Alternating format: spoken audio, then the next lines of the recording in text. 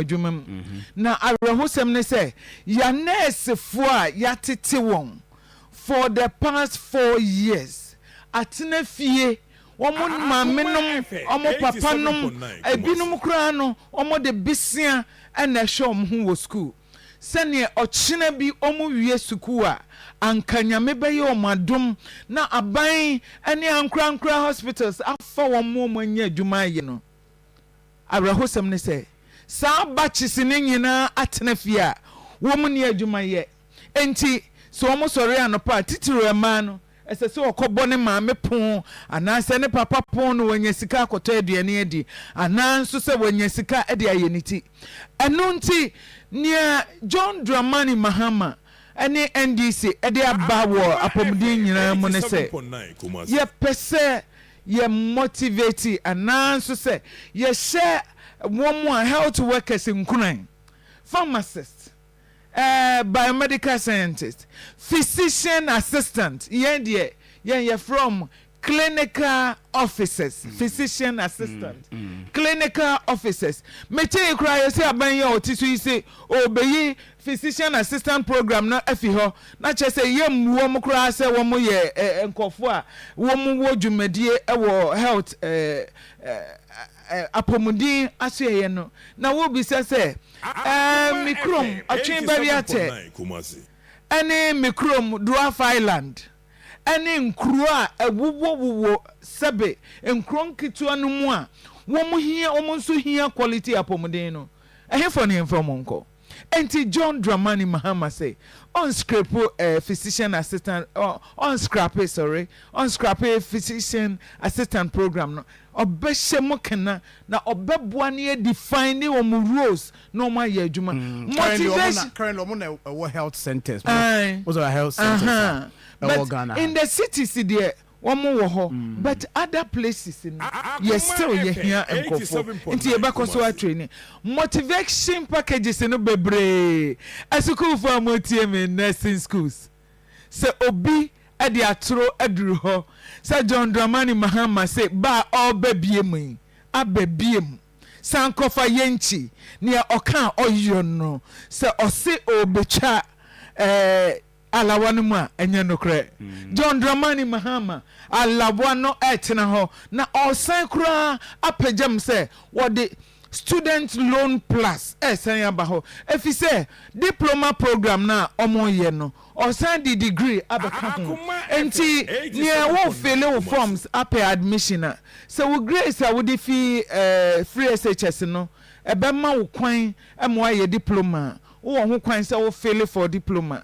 actually no betumi aye top up se wo ko sa nursing school hon so na wo grace betumi ama kwan mo aye degree a ana se wo be degree program wo betumi afail in direct no aye degree program enti alawa no betna nursing school na fa student loan plus and so ye de bekam ho na ne de kura ne se mo twen enter nursing schools mo twen enter teacher training colleges mo twen say 2025 President John Dramani Mahama ane NDC maye toso mienui mo beko universities no wo say what the program be by yen yes say NDC for John Dramani Mahama edi animu no ye de program a friend no fees stress eba no fees stress as a change na ne say afia na edikan na abofra no eko school no say ye technical university say ye normal the normal university tech Legon UDS baby bia university ewo na say ye nursing training college to say SDA nursing training school mechia mu nyina sankofo no anase for me na baby biara wo beko no first semester second semester school fees no John Dramani Mahama the abansika ebetua school fees na ma I see na fe we do second year now with the student loan atwaso I see meba ho na me ba betwaso na yebusa some key things and me mo ankasa mo observation about how we near makokodru as we speak waka say former president senya de se obetwa alawam mebusa how you arrived at that point say alawano is helping the students yaba be di ho nkomoni ahwe and then we look at the foundation yenya ewo the health sector ene ba bi ebitimi e de akwa koduru Benis afi na manya di ni yi Benis Benis na so far no my nhwe the health sector Akoma FM 87.9 the investment akọ health sector over the years. Do you think say per mo ankasa mo analysis amaye no enough ana okay investments are into the health sector no and share that enough because when you go to some facilities currently they need more instruments to attend to patients. There were a lot of facilities, and when we talk about maintenance of your problem or maintenance of those equipment, Akoma FM 87.9, but maintaining it becomes a problem. And so Akwako say every now and then, maybe every 2 years, no, this equipment break down, and I say, sa hodi no eni hobium into the health sector ewo oman mu no ehia a revamp okay nyonti and was say you consider the NDC's manifesto but honorable once again mamefa kakra enka Benis Dines die no ho se wo hwe sector na wedi kan ka equipment 87.9 hospital bia wo besi say betumi a function well we hear professionals personnel we hear equipment na menkai amanfo eyaw yenuanum a womo anya ohaw ewo kidney hu no say yenyina ebehu a kidney dialysis eyade bia esese patient bia every week onya dialysis 3 times in a week. Enti Konfonoche what dialysis center, Tamale Teaching Hospital, Koforidia, any Greater Accra. SSM machines no adosun. Send your beya patients and me sunlight. I rahusem and say, and ne ukod dialysis centers in a bebrea. Or my machine cry to make us break it down. And chair bear 4 months in it. Machines, dialysis machines, I work both Konfonoche ni Tamale. Now you see a nye jumanti. Patients kosa liar, no umunya akwenya kra and umanya dialysis. It's fine. Say there, you resolve it. It's fine. But who be say if it's fine, how many machines, dialysis machines in our home? Who consider patients? As we speak now, we have about 2 million patients, kidney patients in our country. No, and to what they say every week under normal circumstances, woman to me acquire dialysis 3 times. Machines are available. After you not make access cost. SSA obifi municipality na watu kwanya ansana wa Konfonoche ansana wa Besanline.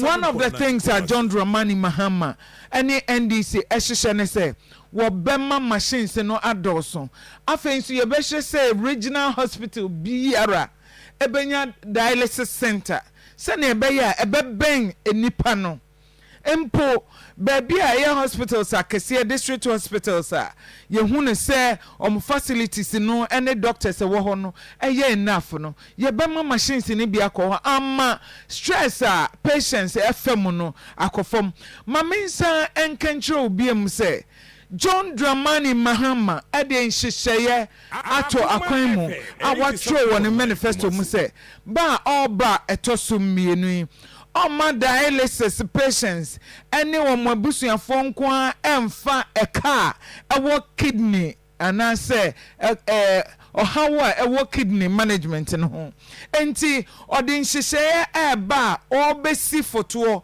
and I say ode foto bi ebeto ode Ghana sika wo tax me tax etiefo a wo mo tie me no mo taxes ana ode beto saa fotuo no na saa fotuo no ye frɛ no Ghana Medical Trust Fund no sɛ wate ase a ɛno no nkɔfo atwa ne short Mahama Care Fund no sɛ ye de bɛboa ɛno ne Mahama Care Ghana Medical Trust Fund ɛte sɛ ne NDC ade Ghana Education Trust Fund Get Fund a yɛde si schools no Sarah Pepepe ɛna pomudin so John Dramani Mama ɛde ɛba sɛ ɛbɛboa ne yɛde aboa kidney patients yɛde aboa cancer patients yɛde aboa cardiovascular conditions yɛde bɛboa wɔn chronic diseases to say sickle cells ɛne wɔn diabetes a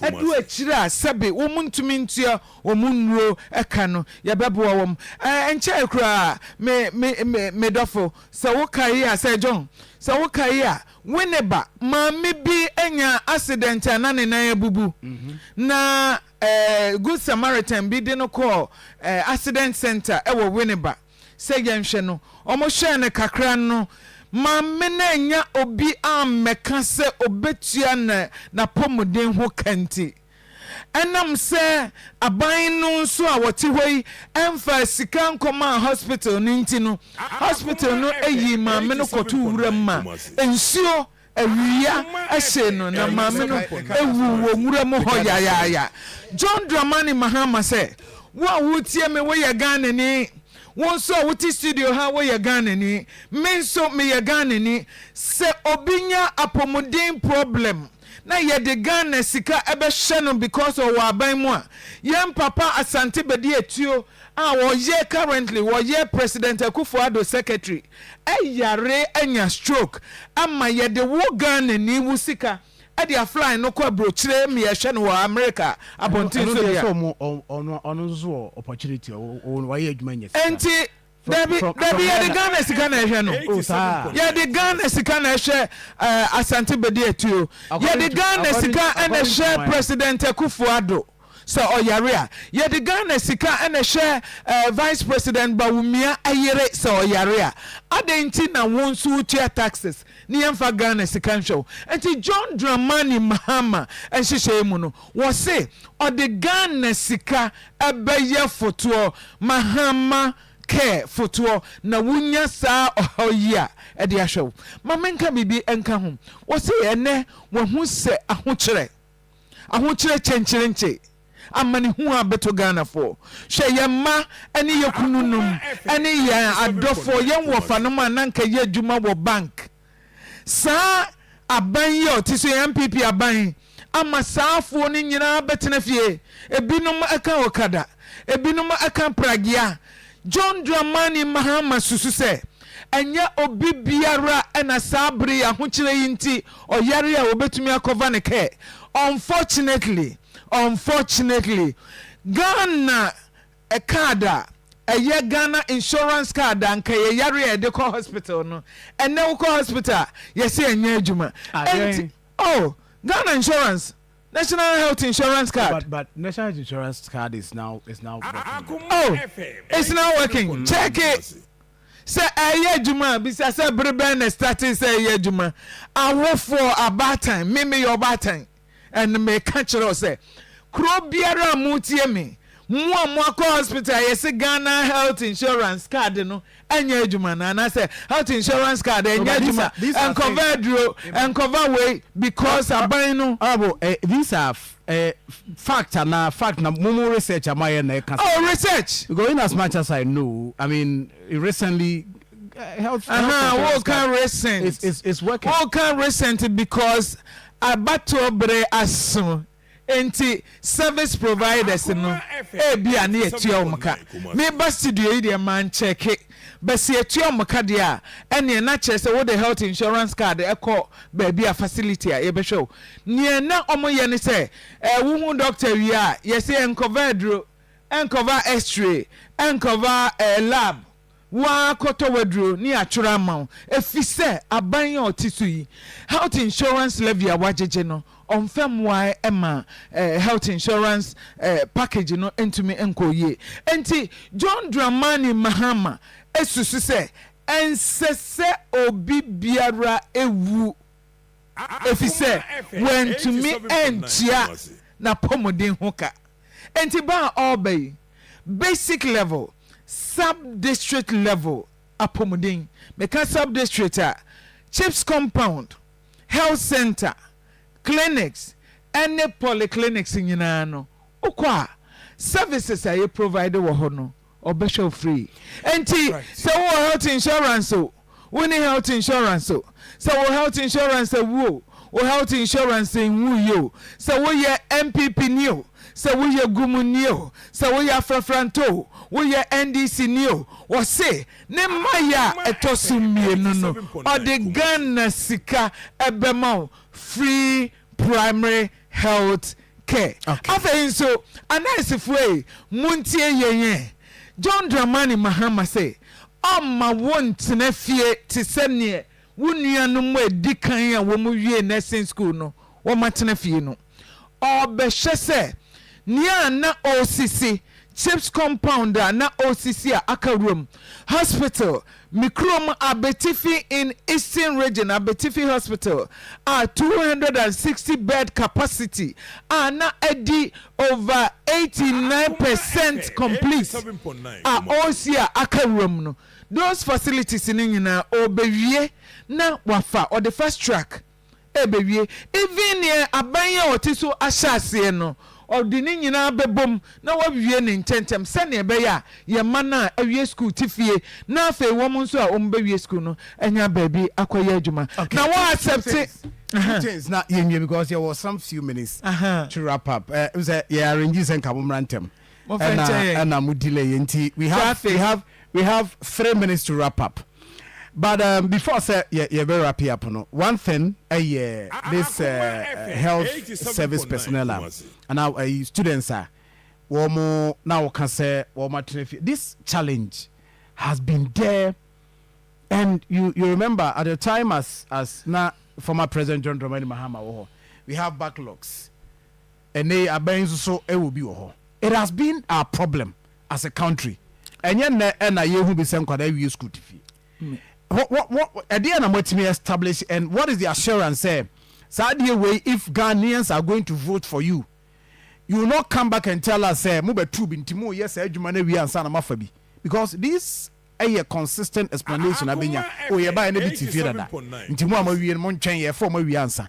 It's been there. NPP inherited same, and if Ghanaians ever trouble mamwa, you are also going to inherit a similar situation.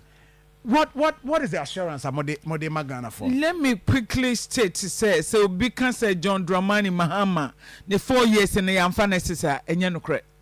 But yes, I be. But maybe I just want to admit say na kabi e wo fie. Omwa na ka wom e wo fie no were not say and 4 batches from all schools at Nefi and tisa na ye fawom but the last year no ye fabi na bin so wofie. John Dramani Mahama who say we could only provide job ye betumi amma nurses and health workers health professionals na ye training wom ya mom tete no adwuma only when we expand healthcare facilities. And it's our John Dramani Mahama and a basic bank hospital and omunyina eye adwuma no eye Ghana a nurse for ne a doctor for ne pharmacist and a lab technicians ye training wom. John Dramani Mahama and a basic University of Ghana Medical Center. John Dramani Mahama and a basic Takwa Hospital. John Dramani Mahama and the Bessie Bakwai Hospital. John Dramani Mahama and the Bessie Ga Hospital. John Dramani Mahama and the Baye expansion. Ewo Accra Rage Hospital. Sabia Yinara. Latter part of 2016. Onwa Febi. And now buying for so a buyer obefa ebi ede wo mo hyehyɛ saa hospitals here John Dramani Mahama aye nyina ye time no what he did was that every month from 2014 2015 2016 every month na John Mahama ne appointees otiyen 10% say odi besi chips compound na yede health workers akoye wo adwuma sa chips compound ne ofi aban mu no akofom ene aban ye otisu yi odi agenda 111 ebai no nka ya adepa ka 8 years nka watumi asi agenda 111 ni nyina ka ebeboa. Unfortunately, agenda 111 came in mind during the COVID. During COVID, yes, during the COVID. But COVID about that was 2019. So Ghana recorded 12 March 2020. 2019, etu sabre hospital ben na aban no so ye committed senko besia. Ontumi nsi. Ni me pese me kan say a commitment. A commitment. John Dramani Mahama any NDC my show commitment akyeremo say na osusu say ye expand facilities na ebeboa osi chips compound 1,600 but bra all babie mu or the other programs eba or say baby biara ye wo major market eja kese nti sɛ obehwa John Dramani Mahama ne ebesi edwa bebre wo Ashanti region Greater Accra so yes Eastern region so oye obe oto so osi ejom omaye maamenom ane adwadifo enkonko sanlai wo hospital enya wo mnioma enti ye besi clinics wo major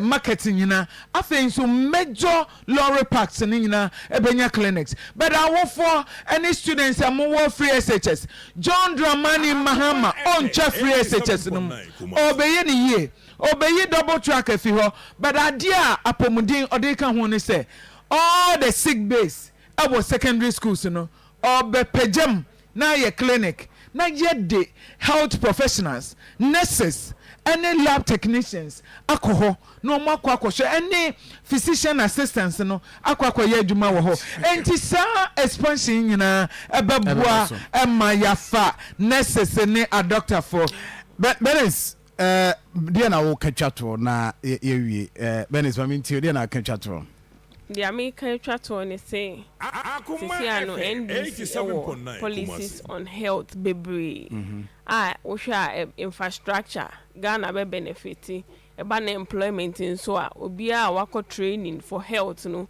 obenya edwuma aye ya maame no nso a sebi ebia bibi nti no muntumi emfande omo health bills no Mahama nso ede ahye ne policy mu se oba sa nkrofo e odi Mahama care fund na ato amomo omo nso they will be able to access it to foot their health bills into the me person me catch obi a otie anopa ne say enchekra Saturday ya ebe ye beko abato adaka no na wudu honoma hwehwe chinie na otuma presidential chinie na parliamentary candidate nso no wode ama chinie ne se ne ebe ya yewra John Dramani Mahama obenya majority of parliament na wetumi dia implement our policies we na benefit Ghana for nyina me dase. Right, yeah, we ma 1 minute to wrap up, yeah. You Benis akane nyina but ne me pese me kachre awofo ne anesefo our nursing schools nyina ene se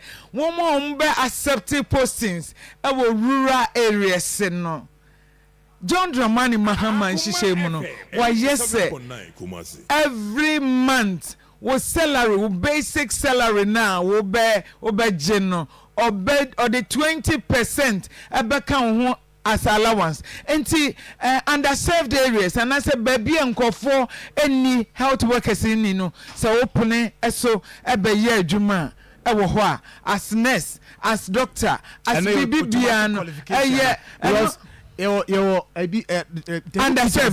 underserved areas na make us say me kai teachers dey bia ho komo bae edu ba bi na afa aye den just wo apply I be delay wa son of automatic qualification you posting wa now and I say conditions of service you need to apply that me for this area Ntimufa we There be say your friends and Ghana Health Service any ministry na ne be postil to place our beko into conditions of service ye de be ma na part of the package. Oh, okay. Enti near me person me can say John Dramani Mahama on free SHS obeye ne ye pa or the double track no obeye fi ho fi say or the private schools na beka ho na nti ye ma no ebinom ko public school no na bi ko free SHS no or private school afei nso obehwe say mo ba school first year ni nyina no mo school fees no first year no or the aban sika ebetu ama obi say na ebesi den na wanya sika minua wutie me Ghana Health Insurance Levy wutia VAT wutia uto bibia niema VAT receipt yetimu 2.5% no saa sika no last year nkoa Ghana banya otisu enya 5.4 billion current Ghana cedi enye old Ghana cedi 5.4 billion Ghana cedi only 2 billion Ghana cedi ena o release ni aka no wanya ho adwuma okay enti sika no or the size or say bibia ye beje ewo health insurance levy no or the babua apomuden afei nso anesifwe risk exposure insurance and also eka ho risk exposure insurance obema apomuden fo aso ye nyina mo amwom dada ene wo ma ye be form adwuma mu nyina no say in the line of your duty wunya accident wotehwe wachi baby boo because of a patient and answer wo won panie no be prekeo ebeboa enti enyoma papa bebre wom minianum health workers me health worker enti ne mesre ne se ede no so a ene na wo twe pepepe hwehwe ba bia kine ye no wo no menkan na fa wani so ye the presidential amawa hwehwe ba bia kine ye no wo no wodi team ne nchen ho pa na wabobɔ ne wapepa wonsa na wabobɔ ne ntintin suo mu na afa wabukam na ode akotum ye the parliamentary no so mawa men hwehwe ba bia kine ye no wa no wo na yenim ye se Ghana beko nenim Ashanti region ebeko nenim Mpontio and so ebeko nenim pa. Thank you very much Shebusafo no ayede ati honorable Mavis ama Frimpong chairperson the NDC Health Committee, a member of the Manifesto Committee, former Eastern Regional Minister and yenu din komo Mama Chairman regional executives and na kwesi ohene Moni adwuma pa and regional executives constituency executives and MPC say wa Ashanti region nyina yenim yese Ashanti region for aye krado say ene na wo pepepe wo beto aba ama NDC. Thank you very much. Thank you very much Miss Bernice amanso otienenka for year twaso na say aka 7 days ye kwato abai. The heat is in the region, and of course, Niema Pina Nekoso in the region. But Yababa Dinko, Kesken Ewaha, Doctor Ewaha, sounds so, and Dr. Samuel Free Ewaha, and a fee lawyer Safo Duku Ezuso Ewaha. Yegina Yababa Transna Yedim Komo, na Yakwenim. Yes, and Yasha. Okay, Facebook page, Akoma 87.9 FM. Messages about, I'm reading some of them. I say, could you send furniture? Because I said, John, YouTube. Na, I would do phobia. Say John, good show, but the urban career credit and yet all the areas and health insurance no.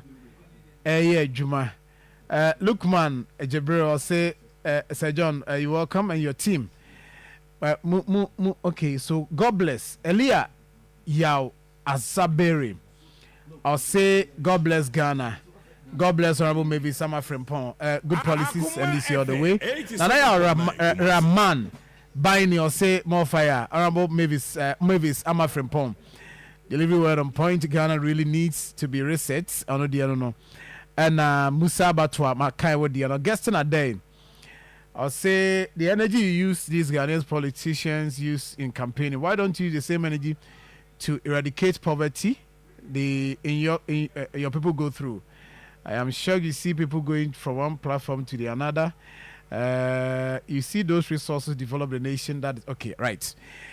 Isaac Akoma, Free Germany, from Pong, Andrews will say JDM and the NDC rather needs a reset. It is possible with DMB. Na appear ata inoko say where is the one-time premium? All right, and Esther Champions also. Esther, sorry, see about when I don't know what you are saying. Doc, Doc, my chair is it be able to na? You say from next week you could say me true condemn no. One kasa People condemn. me true condemn for me go hide out for security reasons.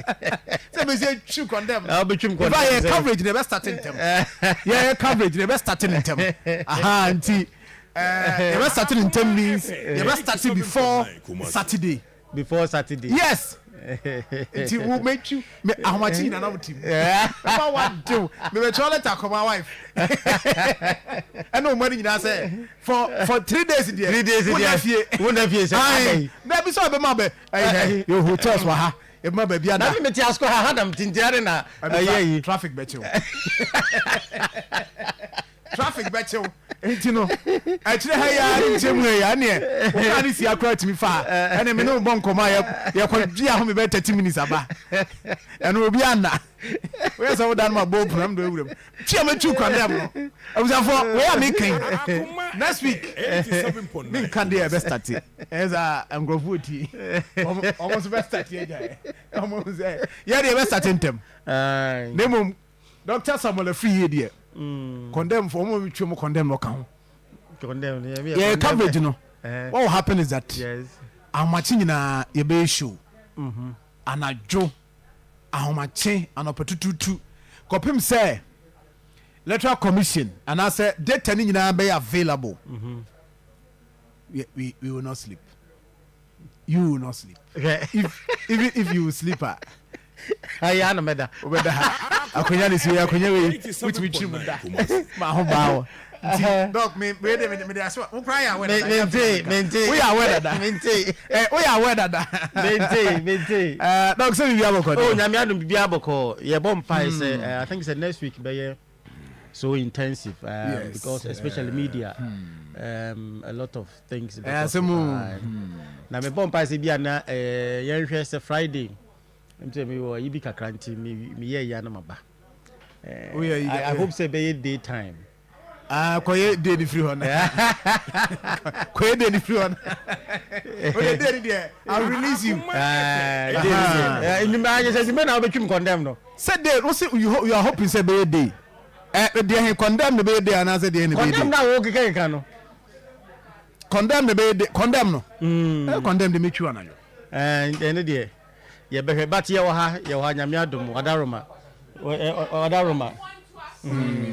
enti no ye gidi say betimi abomode na yetimi any ayi bia but it will be fine, it will be cool. Elections in there you be winning by this time we so winning obelusu a oh yes, elections there 2 weeks or 3 weeks to the day no you see the sign Akoma FM 87.9. What I observe from elections and say 3 weeks you see the signs and sometimes when you careful I be say Ghana a particular place so Ghana in a particular place in Accra and Kumasi inti say who say boso be who say crowded people ha and you won't quite better abanu 16 regions. 16 regions. It's was a power. But it be so used as a political strategy. Say, much as more numbers. Numbers. So we are to drone. You can dream high. That's in China. Hey, a group of police numbers. I don't know. I be I don't know. When you're Bema. Now where you are, Mama. Elections in Yezu. No, you have to check with him. Elections in Yezu. Me shut down call to that level, no, but Kakrebia, I am a school, you are comprehend, I'm say, want me, I'm special as officer. Wakuma better you. It's not easy. Election well. What the no can was me. Akoma FM 87.9 Kumasi. You lawyer wa how? I can't miss it. Sir. Don't content in a case of so them. Oh, are they? What more do you do?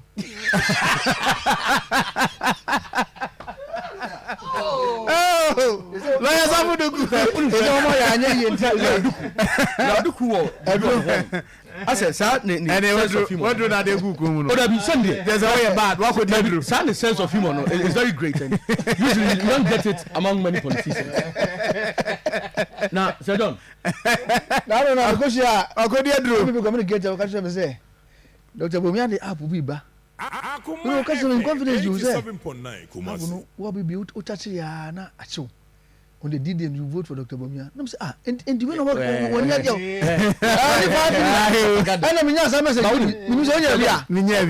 Mama Dr. Keskina Doc Sir John. Akoma Me Joso. you have a code there Na me adom. But only said na we interview me questions about baby sabat. Because we've dealt with it countless times. Only let me put this on record. My reading story be from you see na many abane say health insurance.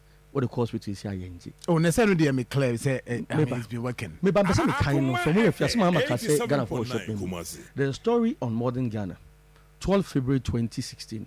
Private hospitals reject NHIS over unpaid arrears. 2016, one and president. Edu brebu ko wa ni ka chose tueska. Abana how to shout so. And I don't know. Any capitation ma Ashanti region no. Ono say health asem no. Onim say when my sub project leader. There is not a single hospital NDC in 8 years every Ashanti region. Yeah. Not a single one. The only heritage here from previous governments. But quite hospital the story says from a champion regime. I'm coming there. But quite hospital the history says from a champion regime. In the year 2010, no scope and Huska, 2012 there's cancer. And another book of 2019 in the 2020 commission here no. And you have a legacy. Maybe one cannot cry a boy. It cannot be a legacy. It is. I go through a certain length. I don't quite a chassis. If class on a cocope who's can get different. Okay, say, NDC AB. Mahama Bob twice, many problem. But when you another bulk of pay in 2019, and the year in 2020, and the stories are there for everybody to see. Four hospitals are NDC car budget. Budget 2009 budget. And woman, so hospitals now who some can assassin. And who's can some assassin. But even the debt management report 2016, Oko Appendix 2, item 447448. I saw NDC bad. It took them 6 years to start. Ashanti region there no. Tepa, Konongo, Afari, Sewa. Military hospital no kwada Jumboninti. Come say for Ashanti region. It took them 6 years. At the point, it took General Smith, the Minister for Defense, and Bambagben then as Minister for Health to intervene so the answer come back to your jet project. 6 years. And it's a young bia. Now the buy no. Come as we speak. When we this for, I can't have commission say 1 year ferry. Commission the Mejetum no problem. But the legacy, Nanado. A record of completing inherited projects in Ashanti region, NDC cannot match it. Oh, that make me bring into make health today. Make health, yeah, me both into here. Messi health. But quite, I'm inherited more ye. Nana don't be ye. Maka Konongo, Edia, Maka Tepadie. Say no so inherited your jet. More ye. Nana don't have Baba baby. Akoma FM 87.9. These are facts. Inherited projects. The more crime Samusasi. And this better soon 8 years. 2 projects for Omojo in Ashanti region. About health hospitals. Under NMS projects. Mukwaji $175 million for 7 hospitals. Muriano not only do the one maybe. From na any Kumawu. Kumawu de Muriano na 43%. Okay, General Lulu Mensa. Omu nipa also according to no. The nipa also according to no. Okay. No put me making say according to no say. Oh, more than 6 million of that money. Equal sex, I'm about in 2016. Now, Jack and the 70. Debut, me say, what it was no, my get my point. The point is say, or no one will adapt to me suffer. That's more kind.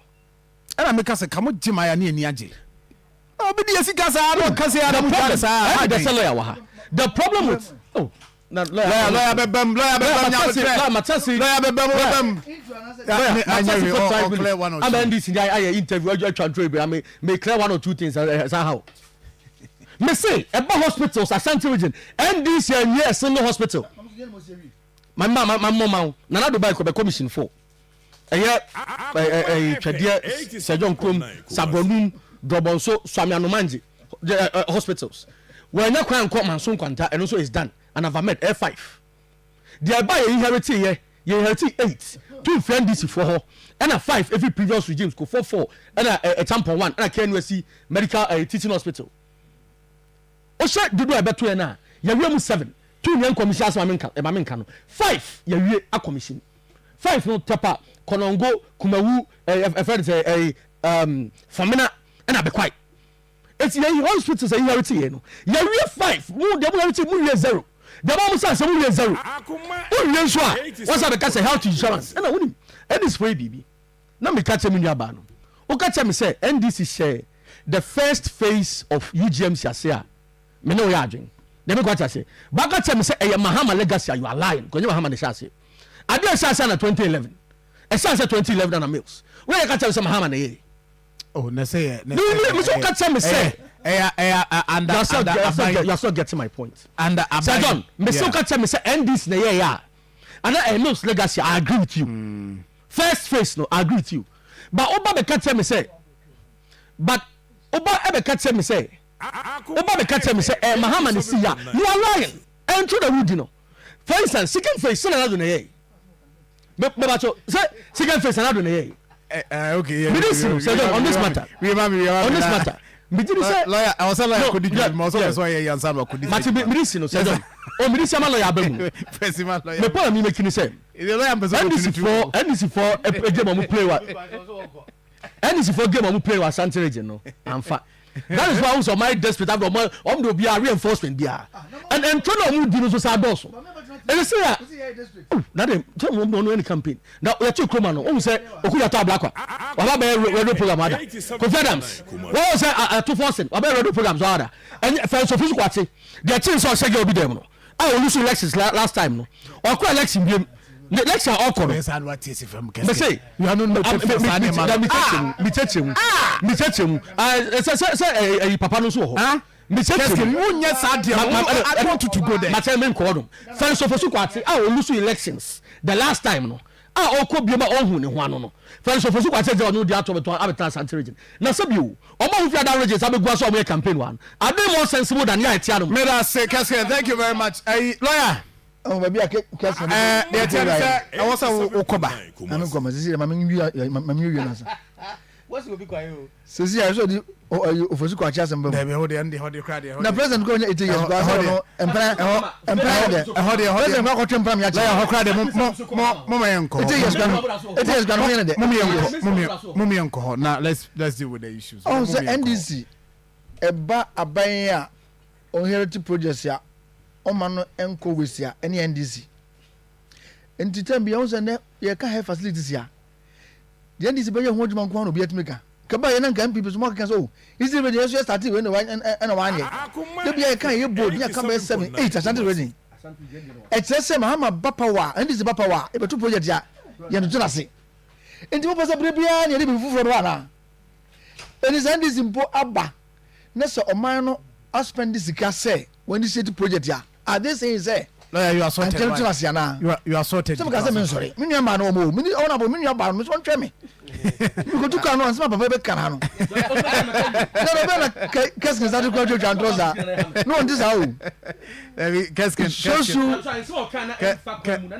tells you the level of desperation shows up obia kan afari se wa kono mo ka kam go say mama ne ma eye so eye giant project e hu no say papa no okodjuma wo yi ni yi o say na me catch say say NDC ni aban a se previous government be start project oba on to ase and ye ba no yi say say start project ye say ka say kwata for 8 years NDC you Ashanti MPP sebe adwemboni na kese kan enu ne omusu ba no ti na ama ne saglame a project no enyima papa unim after every power I do level best.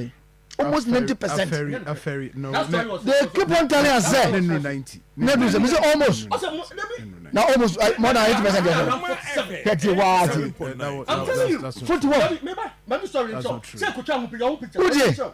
So don't say we and from Uje for the past 2 years, they be almost a commission say we have a commission ferry because of pressure. Santimedi go so. But you come in days near to Aba.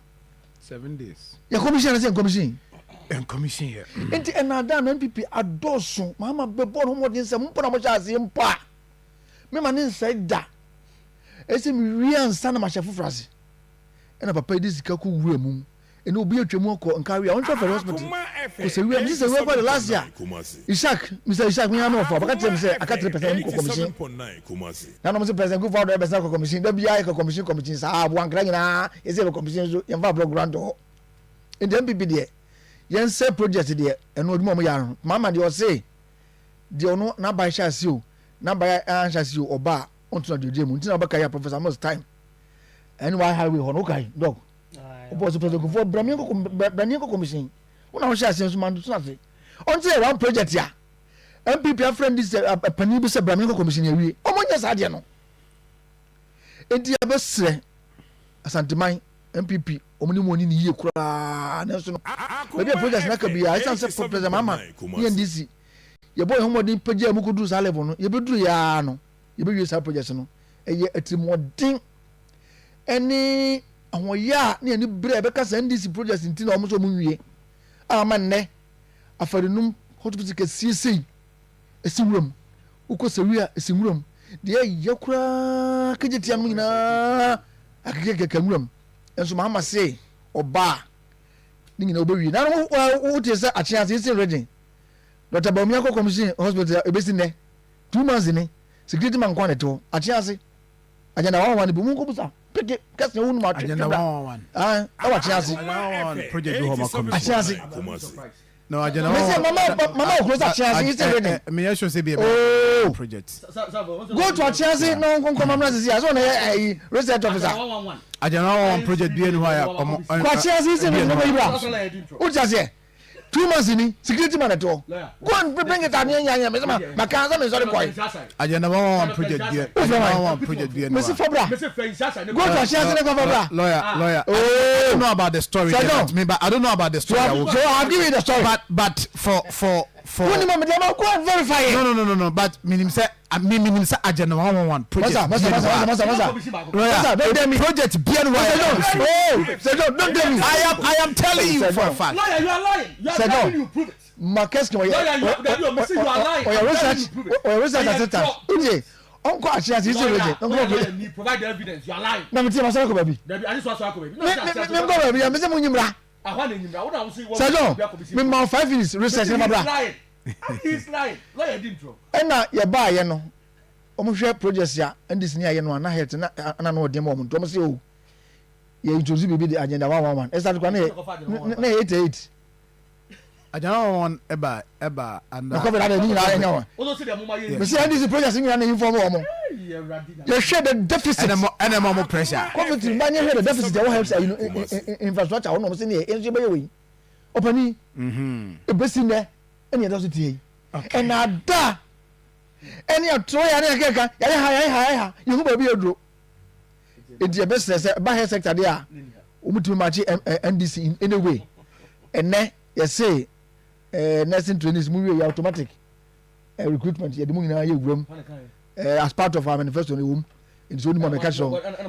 You be famu nyina nurse for na me nurse for mo wi a nurse for mo yesu kwa mutifia na me ni musia ya musu no mo musu nyina emre wi ye na nyankopon eboa mahama ba o say automatic you be famu nyina se de be ya muntam na obi awie school emfie num ni obi awie school emfie 9 okọ nurse okọ ka awie allowance yom ka so mbotwa no ebi awie 3 years o mo nya bida na nsia ankora bi ko busa baba mo nya kwese o se ni me hram ya twa 2 months ye be trobe ya no mo twa 2 months ebi 3 years o mo nya bida mo hena mo twa ankora ne ka ye maku ford no mo nya ni fra ba no so dai be e ka bia mo di bia mo twa na mago it mo ready yeah just can na nkura no mo ko da dam school phone call say mama be kan say eh you take no offend mo nya na kenti mi mba mu na nkura no mo ko yin roll mo nyina to the you know wo mo nyina ko di loans ni bi mo si da bi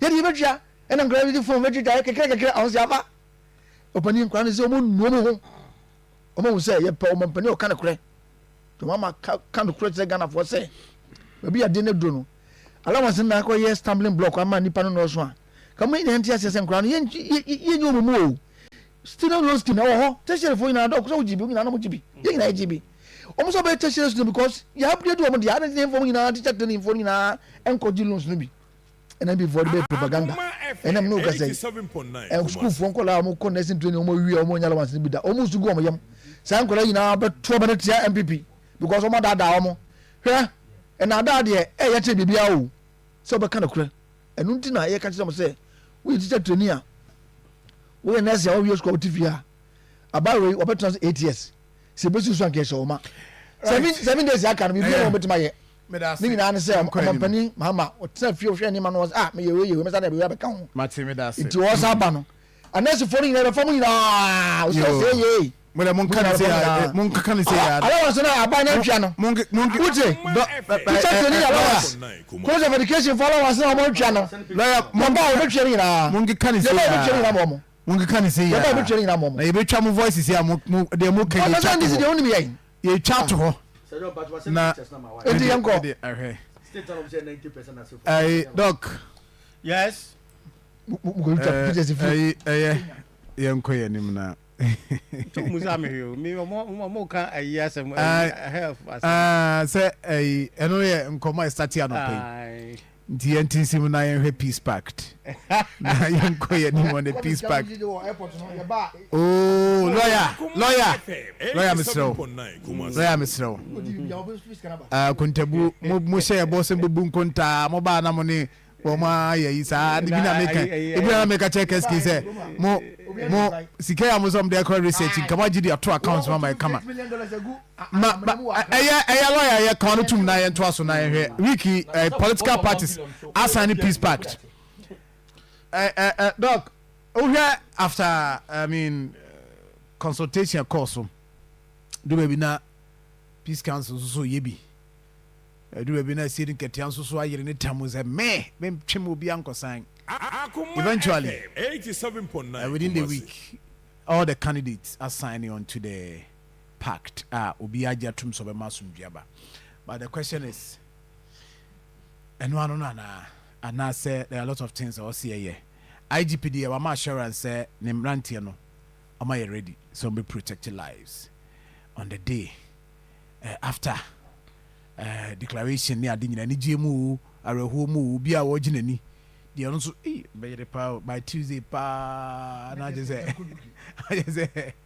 de obesu so ade we so asebo kakra duru oru mu na de wo ginani gia obi anyi ne kama wo lusu a few days usu ya tesim ya kwa baby that is that but nyina no doc the question is is it just about the peace pact and I think that a lot of things also going forward the bit mama asumdue na time jana na so Sergio medasi wa ma ya nchetifo say me condemn na mkas michu eno so de we dey michu condemn obi a send message you say me ntombo asa na say mzika ka mema ye ma show they say Sergio Akoma FM 87.9 your communication model be your friend black box which means we deal with a marketing model say nipa adwen wontimi hu de wom nti de bia na wo kwan afa so also timi ehwe how wa betimi hu de wo nipa adwen but ade ba ko anyankopon de asi nipa say nipa adwen pa so de be hu de say lie detector say ye de wu hu da nti peace party no de ya sign na adwen ben obi adwen wo ditim Akoma FM 87.9 Kumasi.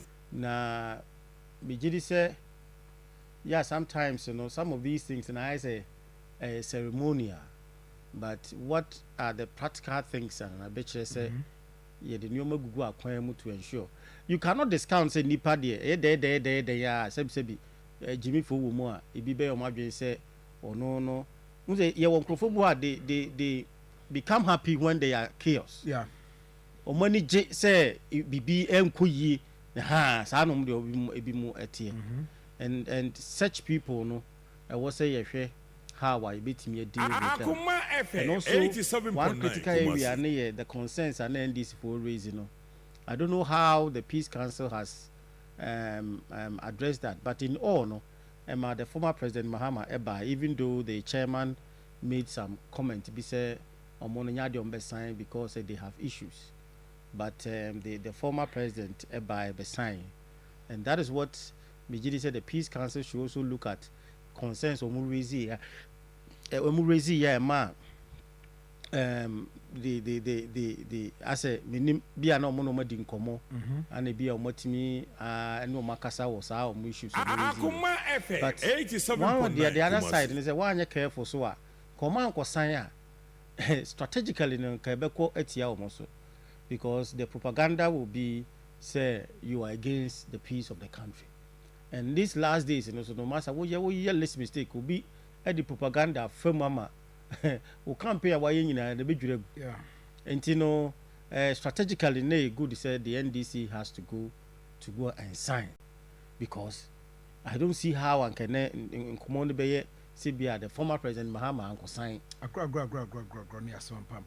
So Omaya Sama debate anti-debate. Akoma FM 87.9 Kumasi. Omo ye debate be one-on-one be. Into one to me anyama we a single. Ayi di no crowd. Ayi event say. Ayi for crowd di omo ye say Alan ko transfer ba ko bia na kwam. Mama makano dia. Debate ne dia one say ye do. We ka we wahana we any friend debate too. Anyway, and I think said the former President Mahama was on GTV, right? My name's our program. No, my name how it came, but all the presidential candidates in the Abbey, in them someone for bisips and questions and name Yoma be pretty. But Akoma FM 87.9 Kumasi. Yeah, much concerned about the peace. Now, police for a woman, military for no, and I learned said the judiciary was also there. Chief Justice was there. Yeah, and no to ensure say there will be fast track of dispute about elections. And yeah, I was about and I want special courts be able to handle those in all the regions, especially regions we can easily identify the hotspot because I learned that the police has identified a lot of hotspots. And where they are, these things in the but how to handle some of these things, you know, to ensure Akoma FM 87.9 and disturb the peace. And again, so no for mobile my dream Paul. I think saying necrophobia accuse some parties be said even training necrophobia when sometimes I don't know, but if you have me say John, politics have to be a strategy. If you are also just to create fear and panic for your opponent. The Bijiri said the intelligence, you know, also any much more on the ground to identify those groups because I think some time ago, Bijiri said Ashanti region no be a ballot box and one. I think this last 2 elections they may say and you maybe. Now this time the Bijiri said who could be an enemy who could follow the question. Who could find you kuwa? Oh, man, I mean the kind of mentality here. Yeah, two about was my time. I didn't be gunning. Na unim Nipakro say police near also so jania or also or no minimum force no defining differently. Oh, Beku. A real maximum. Obeku, Oku so I and I'm telling you, by elections, death be a baby and one share a foolish case. Because any normal situation is see. And I say in elections now, because the definition of the security forces to justify their point, no, won't justify in any other point. And to one here, ube and for so be any so. Enti or more, sabi book of a moto ni one udi agra, obi be kunkwa, anya crano is up political parties ebi so be wo mo so ade security ayi fo bi hihye baabi a wudi agro because obi antra ho ma o mesay ni stronghold enti bi the peace part ayi ko sign bi Akoma FM 87.9 Kumasi. Cheddar. Cheddar. Cheddar was not in the picture. Yes. Obia omo we no so papers no so nyina be sign bi. Alan so anko in person, but them so will be so concerned. But there's a focus na koye we two we are omo maka ndie say peace no nheda nya yi bia e wo ho. We mu two issues I was a peace no. Was me who be kra poster kra ba bimpo as also a presidential candidate or company. And these are all because waste of resource because we have say obem 87. now by you see printing all people seeing the nationwide sika betua no ntimi justify I think Sir John Sanyo ma bi say was ehwemu yewu na ye nkrofo bi free some human right, fundamental human right, I have the right no also ehwe left so kan ho so woni me nya adwen say so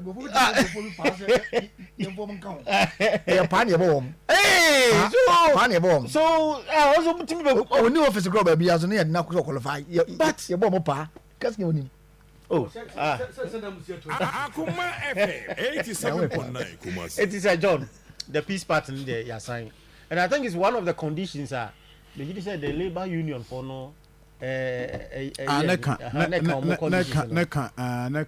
and Ukraine no ye on packed on illegal fight yes illegal mine so ka so mun sign and the labor union nan kan ho asem bi and no do ma anya wo any sign and obi am prepare packed for anyone so bia fa bi there hasn't been any so ka so mun sign o galamsi ase o man kokos stop for so and then ni we party dan be Akoma FM abra issue ne ban 87.9. omo ye no I said nketia made mention of it my man so made mention no and no some na be say anti galamsey pack say that be president Akufo-Addo argument on go that's what my hammer said nti galamsi dey we on sign one afro so me some party okay so on sign he said it yes ya ba na nko say nsuo ni environment no be go for mo say nsuo ni say musum gunu bi na Akufo-Addo so mo ntu yes musum gunu bi anyway doctor kan say my who ahemfo so wom I don't know what I said na ye wo ahemfo bi I was saying ka yenya the National House of Chiefs because we say the focus aya shift ya called the political agent no ne other but the chief 87.9 Kumasi. It isn't ke National House of Chiefs Akoma FM 87.9 Kumasi. at least they have the president they have other ayibi wo mu and also can also betimi reinforce the kind of peace because you should only the political side near you traditional and free traditional politicians and also some of them are politicians these traditional leaders and you know so you committed some of them to some of these you say omon penny phone be crowd omon sa ase a o ye bibi ebe guide ne kakra because when it comes to elections ebi wo ase o betimi aka say tuma way and no there is there and omon also are the same person o betimi afi wo kind of saying conflict so me wo hana se bia mate se bia me jurisdiction me hu se bia bibia sia he can also influence the situation there whether say be good or bad no he has an influence in tinka almost be mu bi ema ye hu say the traditional leaders are also part and the chief imam so kwai I think that man me bomb person ya me mfa ne years ni bi kana ho he is an embodiment of peace and that man we all have to accord him that nani monyam biye wo say o man this shesa papa no me papa no baby me hu ni bia metimi esori gira ho akopem say because he carries something that FM 87.9 the man say on famoga na ho bai and these are the kind of people and he was there and that shows 105 also or ensure say about peace and this man is one of the greatest a year I was say I called on the peace a year I said be and penifo aya na ye more national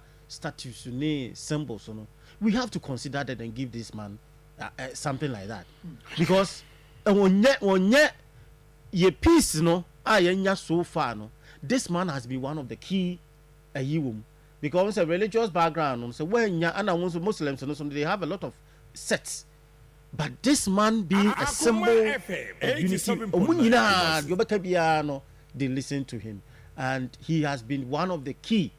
Say, being or champion of the peace, you know, and then your man, why you or my mono, a binding bit national symbol be, and it says a runabout to your dorsal. Cry. You see, be near the Ashen and Munyam to ensure, say, a bema ubia sebi. Nyameton safre no se ono so eba bedia obe follow the full step of these great man. Nti yeka peace no, the other aspect is that let's honor this great man. Sebeya the betimi anya peace in our country. Thank you very much. 87.9 Dr. Keskin. Minia, mami fa kwen sa menchia etifo. Eni ahwefo. Dr. Mamadou Bawumia, the flag bearer and leader of NPP and Obebaha. Na machia party mpanyifo adwuma omoye ninua napo ye chairman odeno kwakwapia the original chairman all the way to the last person in the party oni napo and yeah and I say chairman odeno kwakwapia ye house also ne constituency on when they can say that also in politics unlike the NDC no MPP we believe say the kind no the microphone doctor didn't know. But me man to ha. Matias, ti how why? How na yenko eni. Na lawyer ka say NDC say ka say oba go twa eye allowance move for nurses. I'm not perfect very lawyer men kasa say mo ba bia bia. I just want to put the facts right to or say NDC Mahamaka at the time no. And na me say sort of a stumbling block. And Jama intimi mfa more of the here. Okay. So the idea was that. The idea was say, ye more money na nko loan scheme so that if you look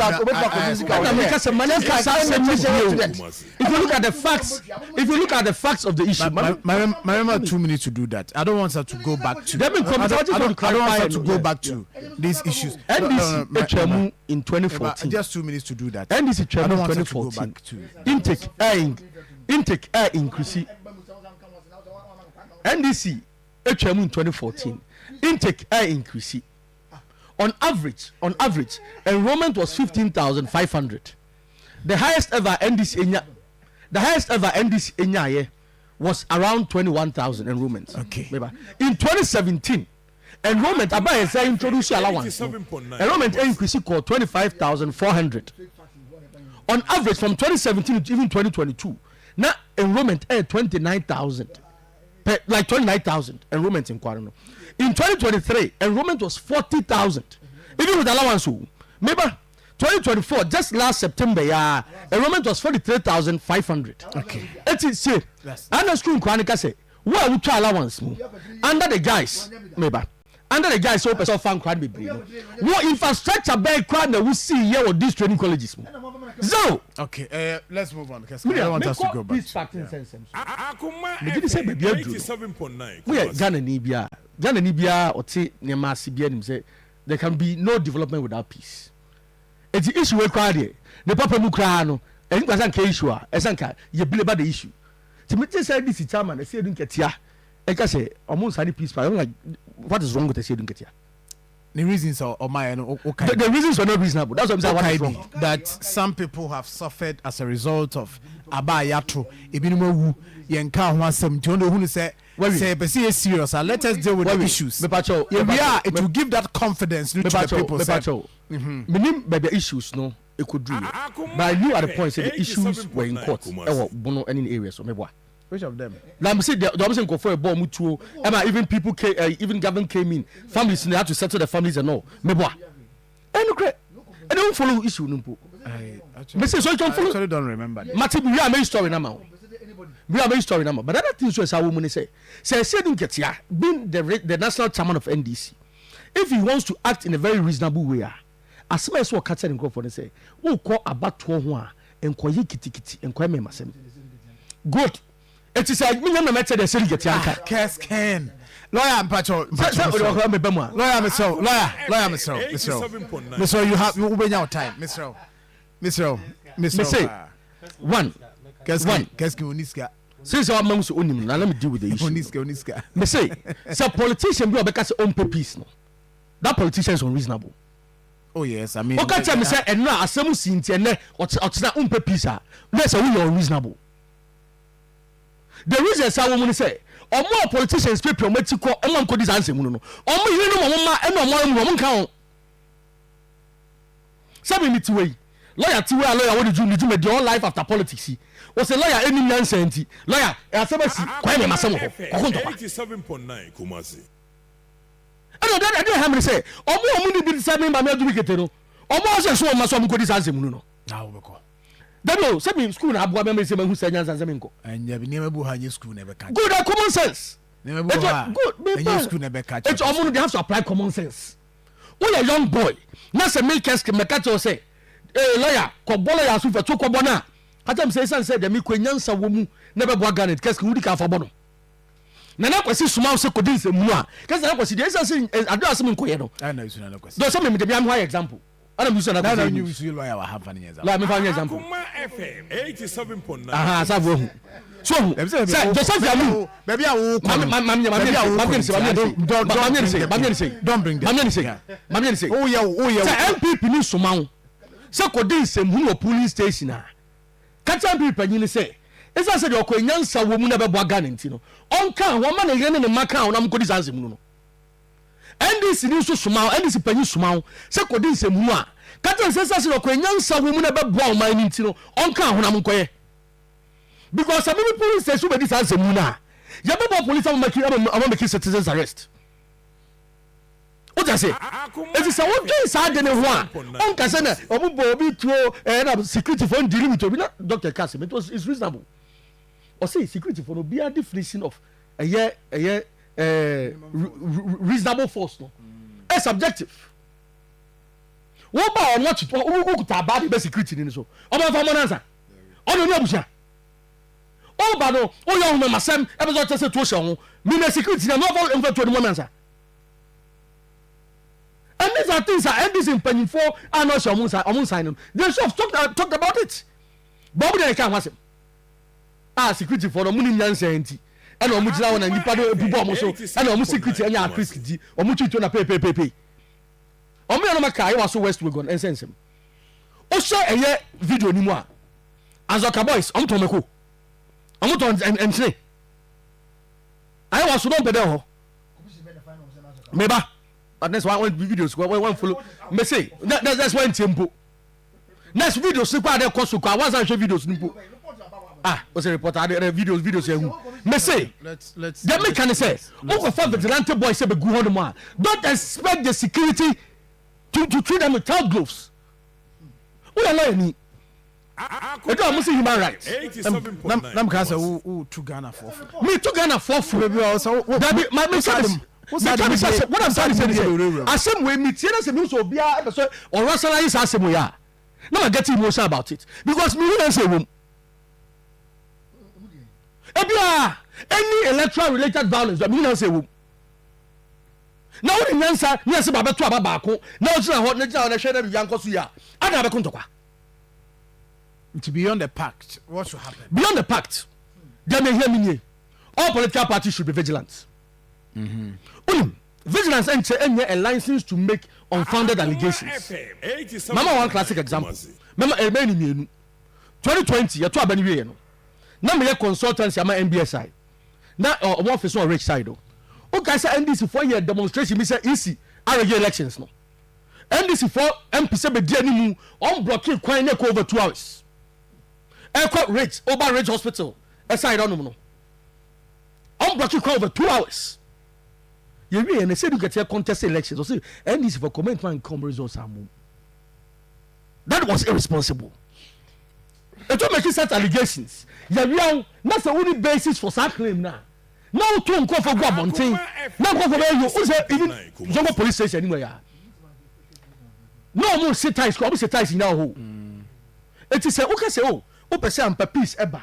But one why you're stuck in trade to make unfounded allegations are. And then a piece no open as on pay.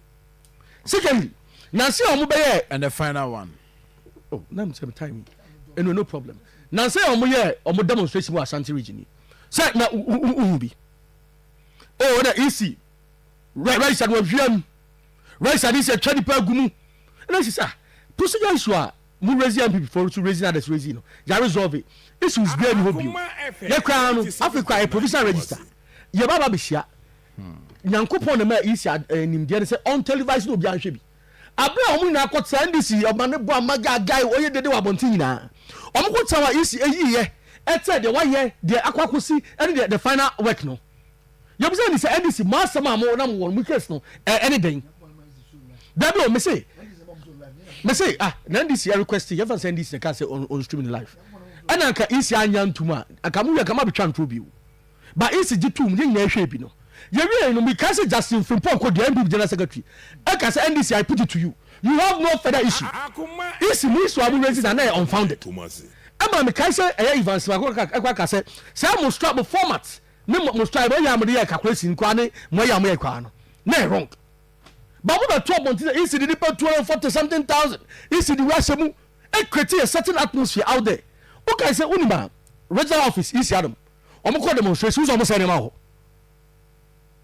it's a only sad group of people that nam na leadership na say dun ketia na e ba say kosani peace pact na also media men sign it now you no about bonti now be misinform me now go for be misbehavior is it so much sign is it so sign what's the people sign you me can so sign you after the peace pact what next and I'm say what next is unfounded allegations by NDC leadership no omunwa says to by time no it doesn't help but two critical examples and can you na betimi hoyaba ade amuye ho allegations amuye demonstration nationwide no muye no na any basis. Guys, come here say, all political parties, you owe it a responsibility to this country. Yes. War power open, and Chessa wo as you could huma.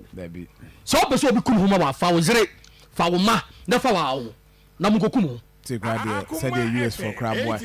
US for boy and who didn't seem huna be krum here. Who didn't seem huna unko baby. I who didn't seem huna. Na lawyer mo catch us ko ma unko baby. I nyina better krum na. But I mean, lawyer, mami tie way. What him say John? Lawyer, me too. Yesu sa no na ye ko primary school ni e ba no. Na teacher for child no mo di nsemi sheetim. Say and this the for it tasem. Ah. Yesu ye ni ba no ani hu de bia no mo sheetim. No mo bring wo she. Akoma FM 87.9. Akoma Ashanti no MPP nya vote no an sa na netiu. Ndi ye ni ba ne hu se ah. Sense mo kan nyina na nya no kure. Rather no the other side. MPP. Senye se na Kufuor be president ya. Anka about to ga peace pact kran bi anka amanfo me ensan. Think how tin ye pa. This is your first time you sign peace pact. That the rebel sound na obi necessary who be any de be any wo ma tin ye. My time was so. Me my time but I say because question na onye propaganda say me ni ba bi okusia no.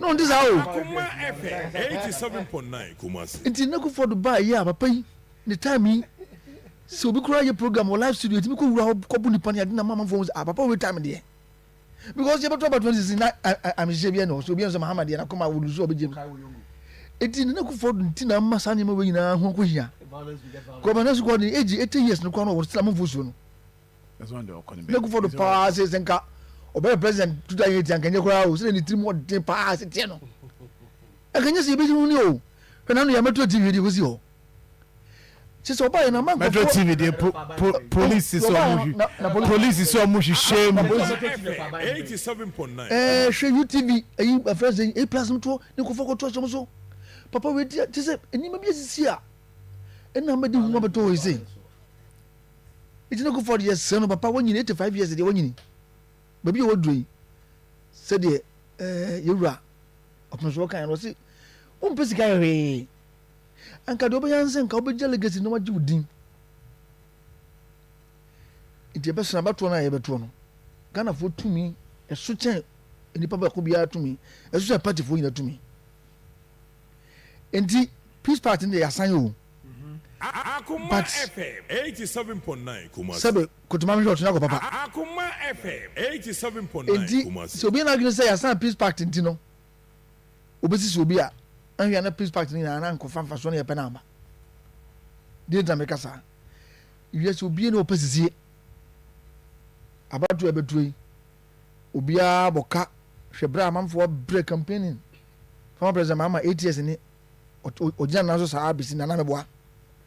Hwɛ amanfo ati omo gumu Dr. Baumia district awaye we na so me di 3 weeks wa ha me di egweso so sa ba bie na so papa na adai Baumia na adai there be no be 3 weeks na sa ba bie and the president ya who Baumia dey na open we ase the obi di na vice president and one we dey oh kasi on ti say jai is it Dr. Jai ne masa oh ba ma jai tiem o say me kan say no woni ti o nya kwa me kan say no the Dr. Baumia benya no we ase ya na vice president no uposo swana no because I be for one kasa can say yeah more the president that because no so the president no more kato na e work here and when you no MPP campaign go so pani bi dey me bisa kwese pani be na beso na say man pani masa MPP your big race power man pani kufo dey sure me boni pa be yi o ni me dai what did you say and I bring you money did you say yes wow want me no ya wa oye sa na me ka sem say oye atesi oye sa na oye sa na ya tesi me ka se big news ya so you oye no I mean original chairman o se me go mpanifo bi a o be ba before da na me bo am bi mo de me ka o say o tini ye man kan be so hu mo donc ça me comment tu vas dire c'est chairman o mo ya chairman ba me ka say you won't be good for o mo chef president say hu mo kra o be ba o sa na me say na o ni wo mo hwɛ president Kufuor tampanifo ya na didi papa tie nimu owuo mu anam fo sia afadefo of my really so retire ene o mu ina is it of my from you retire o mu nkasa hwɛ Dr. Makoba awen to go Makoba No no kapati. o go to tell hey can you guys MPP na tampanifo no line up wa dama enye bi ye mu minim ba bia person de fa but yeah let's Jebe can say omo e district but Ghana for say dem boye bia mo ye wi man bobi mo agire Ghana dunu no munya nto fa ya de man na monko mo bia nko fa so mo e district se chinchina twanti no ne ku fodo akoso ba omunya nsa se me ku fodo o mu se Ashanti region ye ka MPP amona mo do so mo kura party no mo na zinka mo lead party no as no ku fodo tme chinche mo nsa ama delegates mo ji discuss anti mo ji mo mpani fo die ko jina ina togu adeni mo ina mo pam ko nya zero pesa preko nya zero ama ku fodo tme ama Ashanti region mpani fo na ngese di party ina pam ina de ba unya bedi so enti papa no nani abre ba ka chira na do say tumi e de ma won Ghana for dia yenya na yeti eje ya de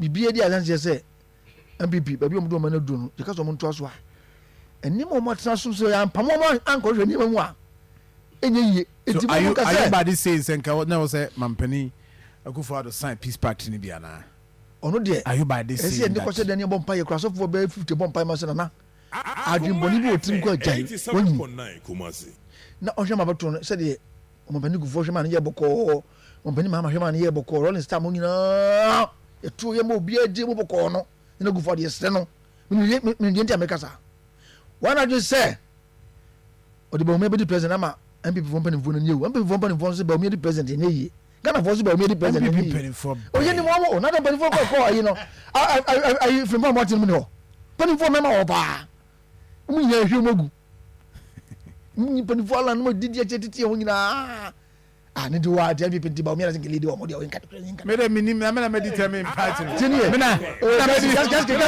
kasi wona me determine one Ghana lawyer me asma busa me na me determine one kasi we be lead no we go one no obeka lawyer me so peace pact you want na we na party me campus no okay party ni yasai o okay yasai na key actors no mo hwa ma de na yasumdie o mo hwe ni yi numi jina hoyi yina ya sacrifice am your party and then now as what position what you say at all costs enema no ne enema mo yeri na yo me ba as the who can say Momo the other side that Mona Moji power. Akoma FM. Is that what you are trying to say suggest this morning? Say, as a NDC, you demonstrate say when you ya demonstrate say no more can be. Udi, ya demonstrate say. Abebe belu sila sinja ijembo ko. Sana mpese mchiro. Yeah, that's true. Jemi ka ntia say. The 2008 ni makro sisi ye. Ni nyakupo na beka ya nka enese nke to say. Ni mpani kufuo. Ni papa yi. Odwini Ghana ho na kufuo no ka kaso yin na nkoye ya. Wo fisa nke la so din na mwa. Ni mpani kufuo. Ena no tia semase na koye na kufuo do pa na power. Ankwantu o man into something else. It's not good for the so na wonyi 80 years 85 something wonyi ukofi akono boko na hwema dise oma no ye no yenye we an my security force IGP na itality anye bia wa demonstrate wo asin of ni kuma wo me say we a party na we are say ubako ye bibia o ma kwan ada sin of do we me say MPP so say you see wo na me say do mo jeje adanya IGP amakwa ama format to for na ko yeduma enne ye wo anti vigilante ayi wo act ho enti sankofo no MPP teni wo no kofo bi mama gso ma so police ntale eni so da fonta ya mama ko yede wo police station sa ko yede he asomasi easy for ka ye dia fa bayi ballot box no sa de ni na ye hu ye yi enkofo a omo ni da ho eni ye voters ya omo so to omo ni wi a omo nkofi omo bo chidom enti obi abayi wa gunu say wunye isi ni okofa ka akọ distance isi for car wunye soja ni okose soja for nta ye ko pamashe wo wunye police ni ko pam police atara se na obede se asomasi ye pam epeja ballot box akono won he ya wu ni ye Lawyer. because amamfo ni da ho papa aba we ayeto no Nkofo na America fo na ati ho agum minu kase o ni na wote o na ni ese na ifo mo challenge omo wote ese na ifo no France ni na maba adoni misomo kromo I'm here, international observers. International observers. I don't have any investment. But I'm a NDC. What offset cash is listening. Wow, is my no more than buy out. No, so say no, I don't know. Say no, you're not being fair to me. This man, what is coming? What check? I guess I was I need a microphone. What are you going to do? This can go on. It is yeah, can say. 87.9. Yeah, can say. I didn't know. Abani break. Abani break just obi kokon tokwa. E the end is they believe say someone for kasa say state institutions and stakeholder we are tia say. Enti peace council. The National House of Chiefs said the dog kind. Cali Bishop Conference. Charismatic groups ni obi all the bodies obi am na now. Chief Imam office ni so omo yaduma. Police 42 apart to mo na shemonsa. Ajipu na oche council no any na team ni na any other state you are bobo. 87.9. Di here pa ni omo nye security for pam jale good dem be show omo no. We are branti ababa na wutie me a obi small say your own security ni na kotra ka mu say yisika na mkofa ballot box enye majai. Wọ́n hwẹ́ yẹ bẹ́ wíyẹ no nkọ́ fie sẹ́ deɛ ɔpɛ no no.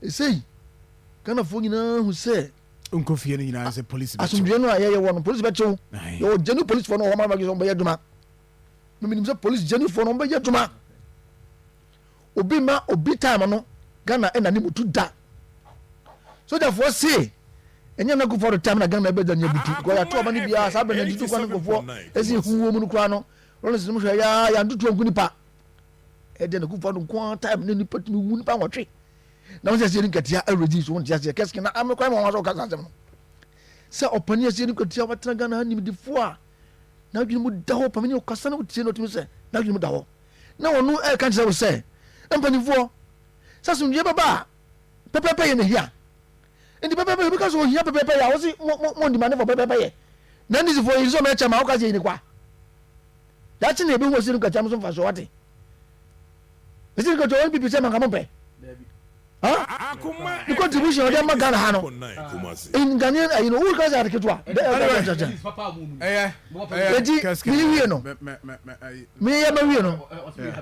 I can 4 minutes, not me. Aye, 4 minutes. The Yeah. Americans only say, the Americans only say, NDC, we have invested in our people, the agents, the monitors, Umina. Eddie need the whole Sabaton, and Marissa Church in a church to be in the oil. Ma obi go home obi police station ho. Obi go home obi a. Isa say, in Ghana for ma.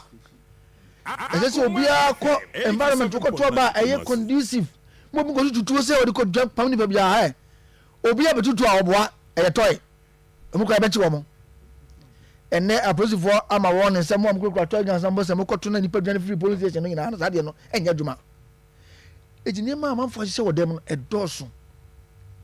Ni nyinaa no yehuna no yebeso no na o ka se peace party no so ba mfa so de a de di kai electoral commission na dwuma yefo afa omo se wo yan pipi ni ya fa se ba dwuma electoral commission ba hunu se o man se kan di twa oka hunu se de wo ye bia no o man na hwe se wo ya ba dwuma ene ya fa wo hunu se abai bi be ko abai be ba wo ye wa hunu se miko yo we dia boa ba we bia na ba no onya pawa ade achi na odwuma ye no ebe ye dia ma ye mpele sa etoso mienu security fo a Ghana fo ye de yo hye mo nsa munyina Ghana sika na di twa moka obi bisu state resources bia ministers government appointees o man sika o man cash na mo mo petrol na mo de nam mam ko ibi bie tie Ghana mraso because of scan ikrom enya mo dia 87.9 Kumasi. men ko so ma to ma photo ko no bia because sina bia ya to ba na boluzu obi ya so ko to ba bia no so we NDC ni o we MPP ni o uko police station ho a emna dia ma wono di so titiu isifo ba bia mo be mount mo boot no nipa ko jina to ba no man ye open nipa boni fo bia mfa dia ko che ne boto ma na se ne shirt no long sleeve no anko twe nyame ado afi kwa de ballot no paper no ewa uko buka ma e bechi ama wa hwe ya nko fi ba kodam enti state institutions ngina journalism for so amoko ji diska ya me so ma ji diska Ye. amoko ma force reportage omo hwe ni ye because ye ni da ho omo hwe ni ye Nkrofo yo ha man. obia pa Ye had e wunya bi ha. obia ya bo pa se ko ma force reportage hwe ni ye sika ne wode ye di e ma force sika ne galamse sika nyina ye dia munni ne kwa sika so am so mbeche nyina ya te omo di munni ne kwa obia bodua enyawo because onko obia wo se o ma sika e no dia ma Ghana sika Na I want 30 seconds why? 30 seconds na mi wie dia se obia pepepe e adwuma na abambofo hwe se ya ma party fo nko fa o mo to fo ye nko pempam a post fo talent party fo mo me de dia na se mo ba se mo ba mo ma yire mo che mo dia mi se nyankopon ya dom a enu be 11 pm 7 for no na NDC na mi adoma na ya quality resource na mama said Trump American for the bar simple upon experience and do Me da say. Me da say. Lawyer, thank you very much. I'm for higher Akoma 87.9 FM. You hear? 87.9 Kumasi. Le doc. Yes. I remember when I see condemn no the dog there Now condemn now okay no mo nkrofo mo se sa nadia no condemn me you condemn me say me if you chimia and they say is it ball joint nyina yemre the ball joint nyina yemre I'm telling you but nyina here election here they under pressure omo easy but my enye dog my me fa wo fa I mean yen share matters is a parliament there asem crowd em say awasem no ye wi o masem no ntino yeah the focus in the region how parties see me Alan so mo dwen Alan what on tonight also be back next week. Also be back next week. Please be careful. Be careful.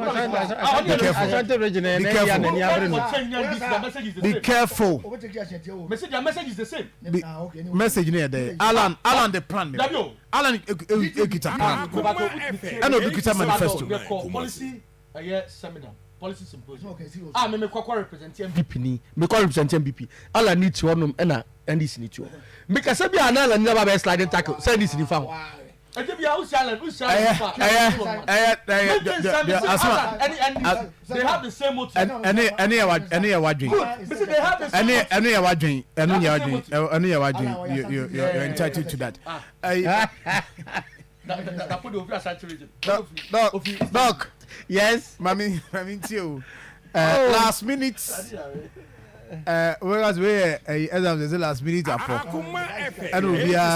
you think that because within the last week to election 2024 impact say now with my assess because from weekend and then more channel from channel perco both candidates for NDC and PP Akoma Ashanti region. I don't know about my plan for, but I know say former President John Dramani Mahama will be here for about 5 days. But me will be here for about 2 days. Okay. And there are some constituencies went to me and cover Ashanti of Akaobi. Ashanti of yes. Also call yes. Doc, yeah, let's look at it. Last minute, and I'm far from my JV, we just remind us, no more deba. Yes, John, Ushima is the floating voters now. Last minute, I was all targeted. Okay. But not the die-hard supporters. You only motivate them. But say, Omuntu Abama, it's just few undecided voters. And on that last minute, with me, now, near Biba outside that. Na Ashanti region are key because Baumia is also gaining some vote from other regions. So the NDC also want to come to also gain some more votes here. And that is why for the past 2 weeks I say Omo Ewoha to canvass vote because it's their second largest vote when it comes to elections. That is the voter region. They don't joke with Ashanti region. And he say, one you careful, the strategy say, Baumia election numbers in be free, and it's a fact. Election numbers be from the north, or be from voter region. And he say, we are political strategist. Nese when tini ni stronghold and the baby. One way are not what they are far. So for them, it's a strategy that they are pursuing, and it's a good strategy that because you don't sit down now in a stronghold into why you doing out. No, you have to come in and get more vote. So a strategy, and Majidi say that is the former president also coming in to, and also say how this region will be much more because to me everything some kind of vote free her. Bet me Akoma nimpa elections because the 3-point-something million vote and the data we have the young ones undecided like the new voters and so also inti region hano ohwemu the die-hard supporters are there obi NDC ni or NDC ni where lawyer upa maybe asinyi want to MPP the same applies to the MPP loyalists.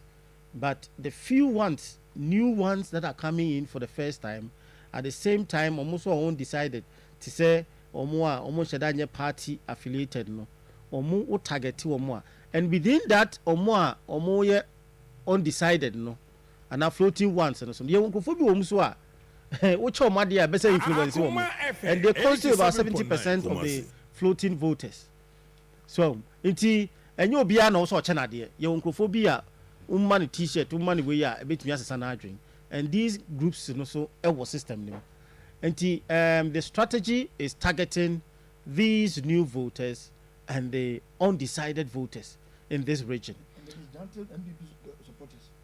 Omo de say omo no.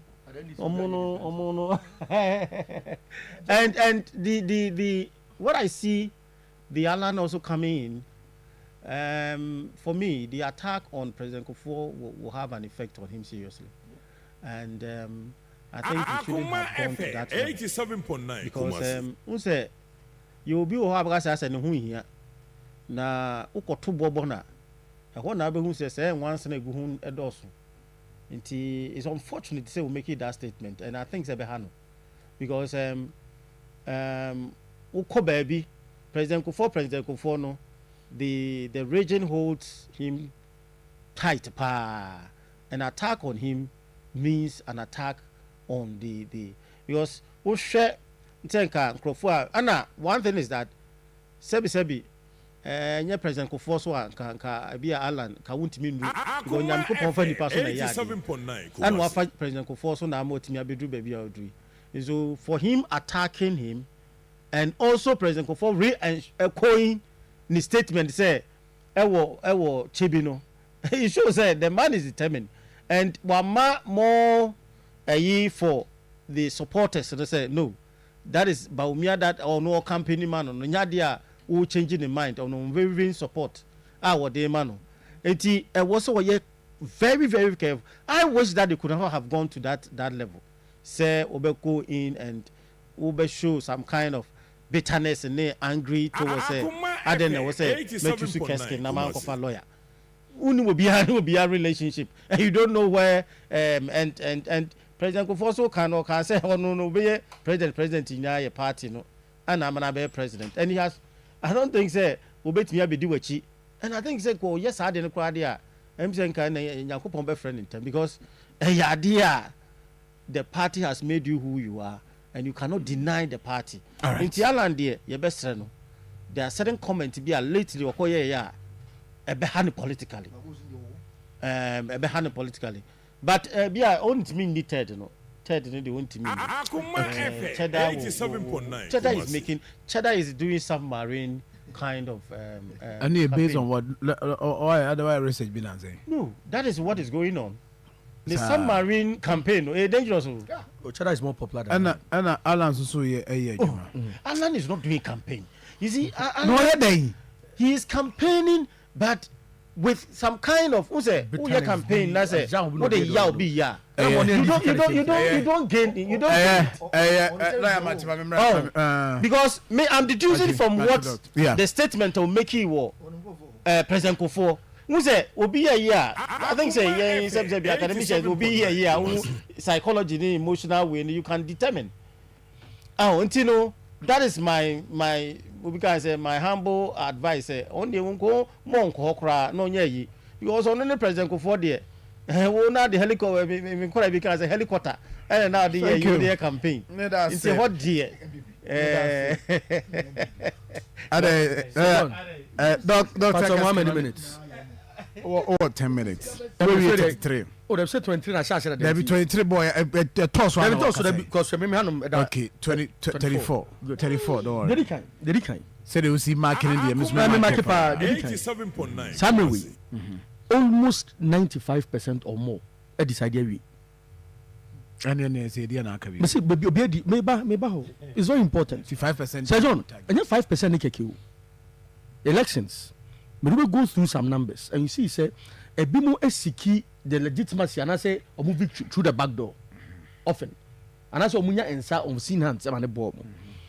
Now, make go through a year, I seen a see twaba. And it be a friend rejected ballots.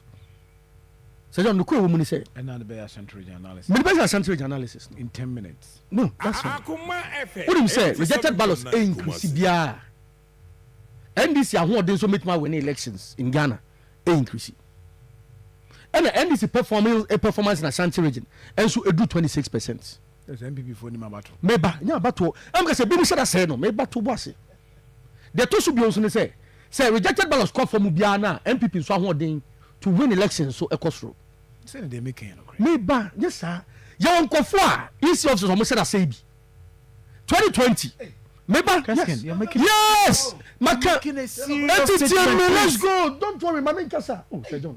2020 yeah who a police station no be tell ado tifiri 87.9 do tell ado tifiri on no a goalkeeper no na issue officer yin say oh dollar lawyer me ba cho what say me balance me ba cho don me bo akatem say me bo say don't tell me I'm lying yeah yomo mafia na e ka ho asem na e de ba de and then issue officer some no mo say bi no mo sa form trim or the people ma so ri atam print area say onsem and then quick those are things just when you be on follow elections I don't know who attribute this animal way to easy. oh Sir John No, but me ballot paper me say election ballot paper essay in 2 weeks 87.9 wa o ko to abani to me to say no and each officer we compromising so no it me say panama o kwa jo paper each officer na folding this way and instead when he say na sound sem voluntarily no obi o mo je obi follow the east feed na ye no o to we abo so ka to so the tetia mu so we to na ho come foforo bi na nyane me say papers. Now let's go through this analysis.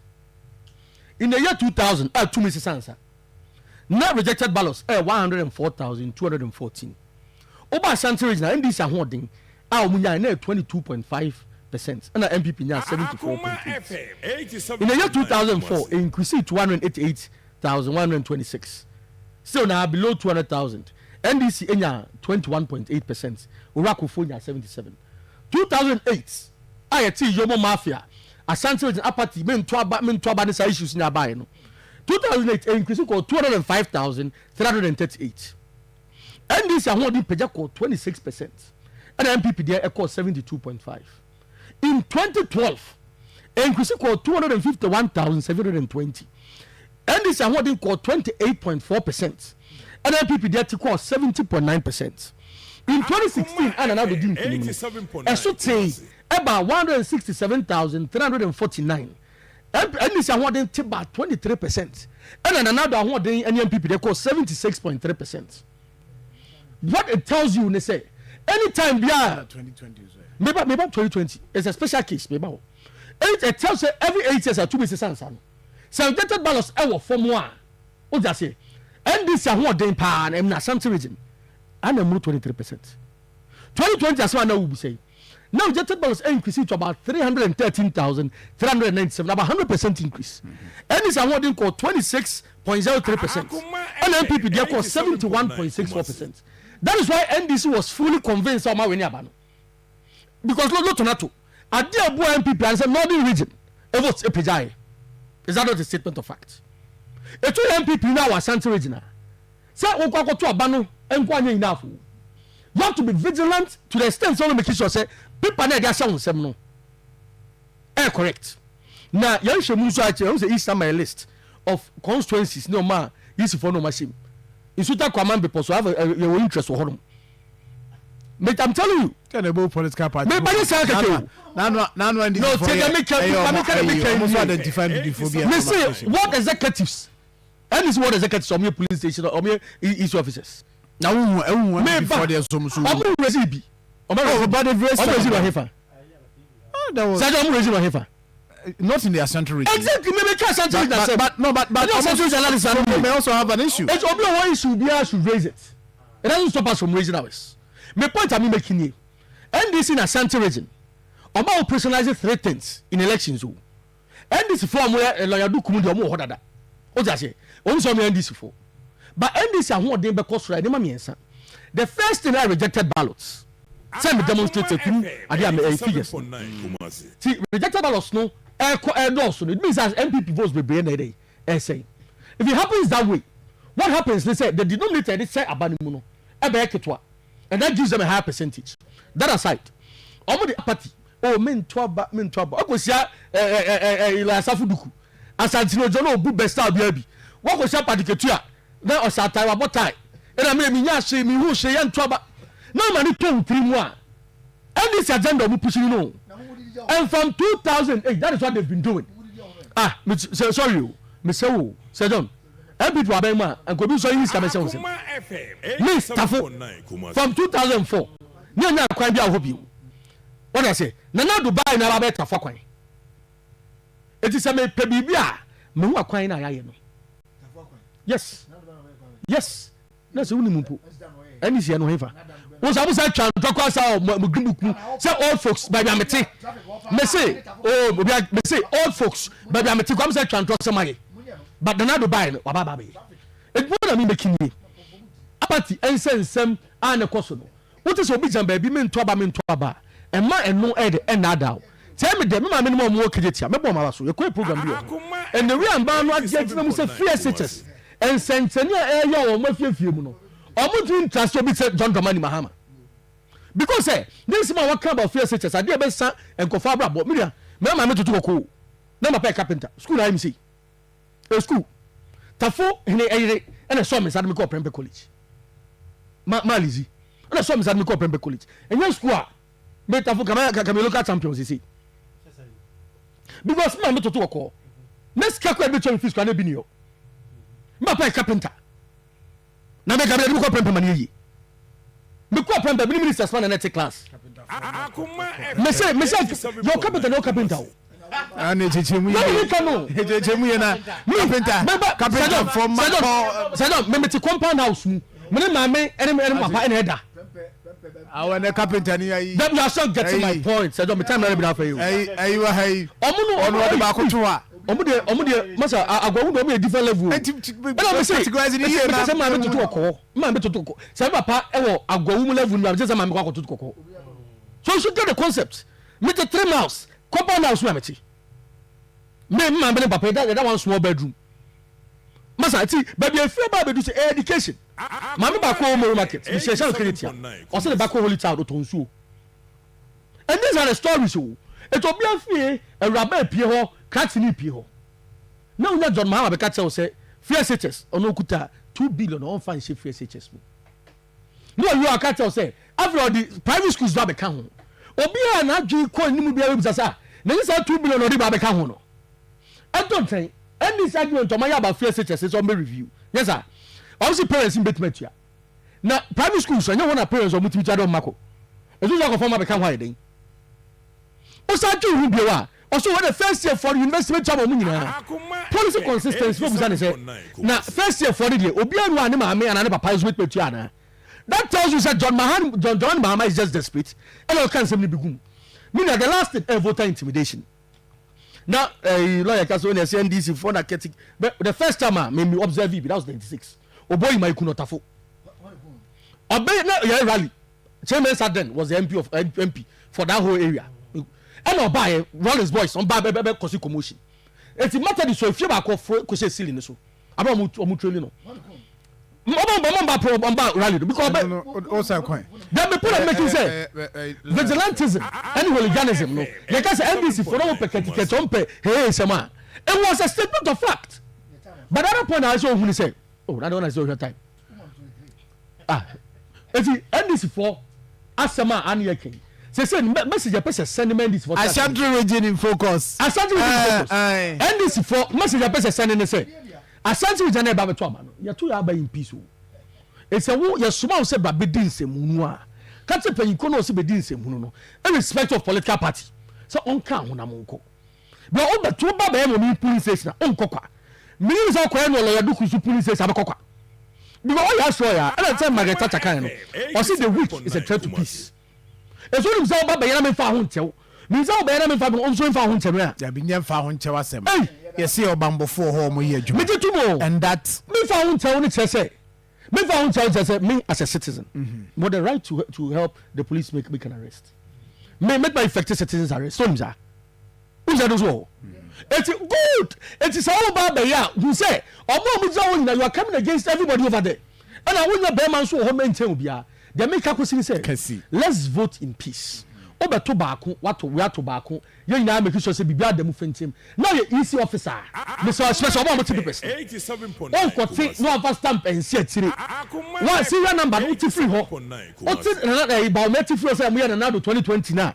One quack who's a issue of organization, but to me, be careful. Especially the TTP personal. Say, you're going to find your team be moved. And the bottom.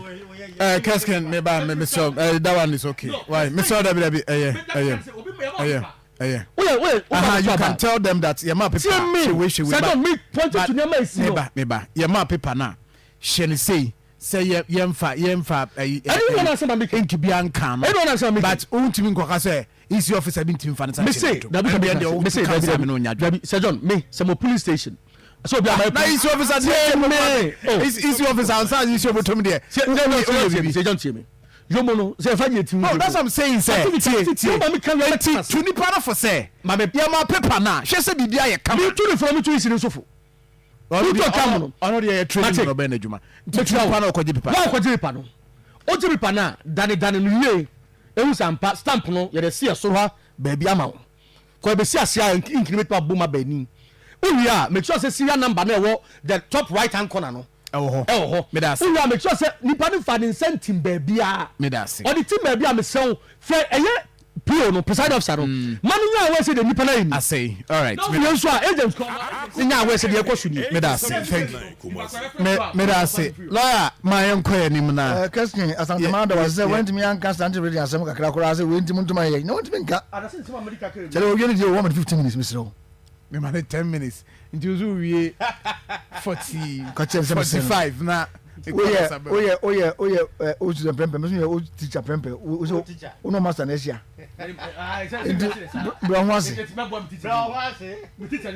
na oni mba bi asem no ekọ no so o asem ni din a according say football match na home team no e complain say referee be dey tia no just asem na e be say gra and every person is void go for yi se rukotu omu na ye mo am go fam do mo ko he but can do baby na me have na de enye ku for na ku for na pam salot say udi ku for na pam salot say udi me catch us say me samai I for so identify but they all can enye no cresa enti no ye nim say na ku for do ne salot jemesa na ekoba. But you see, lawyer on this one, my memory mukakra.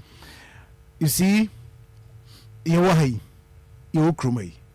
Akoma FM 87.9 Kumasi. Oh, I'm family nuanum. Yeah, nuanum. Fakes me bampe say di me di ya nuanum central for. Yeah, yanka say di ho ye yi. Se me o betra ka che me say. And I'm a control baba ba ko me control baba mienu a. Obviously you should know say then me Ghana ni there.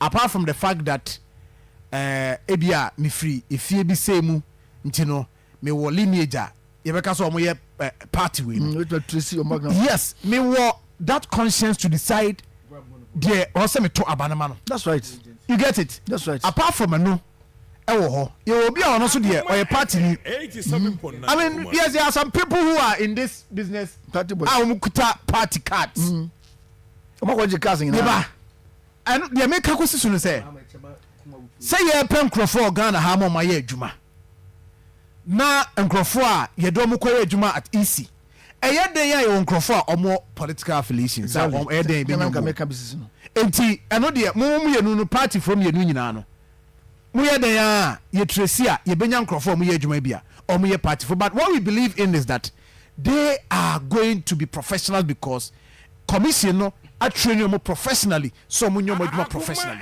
and that is that. Said there be a free bar. Say a part where you are training and say professionals. You may you will be asking acting professionally. I didn't do Grumwa. Oh, comes American you. You need German for any Grumwa. Professionally, now the other one is say MPP don't dang and present here easy. We share IPAC meet you. And this is resist. Me. And I'm saying this is MVP ni be can say o complain about easy by na there asam na ye din the MVP say after easy for no e be wi ba MVP NDC na omo de give keke ka homa voice na say dey ase na kosoro je wo kan sa na kire 87.9 na nhyira kan am say e ko ba sa na the president o lose power no no unya hu say hope team no complain say referee be tia na za de na anye yi ne de nya okra na ye hwe de tia say Ashanti region it me say me bi atwa na nipa beda da yen eni nipa ni da ho almost free SHS ma betwam obi yaso ne so pani on a launch progressive free SHS I was say me de Ghana mamra constitution ye adwuma say constitution say say montoto ne ma yi na monya de ne yi nti ɔpanin nya nsuade hunu sɛ sɛ ɛbɛyɛ deɛ no ɛyi a yɛmfa nneɛma ngugu akwan mu ebi ne deɛ yi si bɛsi siadeɛ nkora no bɛnya baabi atena na ɔmo ada no ɔmo kɔ sukuu busum mmiɛnsa ɔmo akɔtena sukuu mu osua deɛ sɛdeɛ kaneɛ no dɔkta no mo kɔɔ yɛ a wokɔtena bɔde hanso na aba no anim ayɛ fresh na ɔkɔsua biribi ɛnyɛ na awotwe mmiɛnsa na ɔkɔtena fie busum nsia na ɔba busum mmienu na ɔkɔtena na bi ɛna ɔmo panin ama sɛ mɛhyɛ aseɛ si e-blocks asante bɛdi yɛn bɛyɛ 7 yɛn 9 MPP sɛ ɛyi yɛbɛyɛ bɛsi 350 schools mpatɔ bu sɛ ɔmo sɛ asante bɛdi ɔmo sɛ schools sɛ wɔ ha ne ko ba sɛ yɛ se they promise to build 350 schools senior schools in your 2016 manifesto. yeah they were in them oh question jamo na master kasa your master is talking oh listen to me and you block see you to put your santi ready ha na mama say me hyase na ma role program no kakra na enima no udi gu akwa mu we a na fe de ya bie mu ɛna fofu ya nto ata Ghana for si na ku fa do beda dae nto si ye nyen mama se monto na omra na yɛhwa de ɛna aba na so be free cities BBC kura ko tena programs mi yebusa sa opani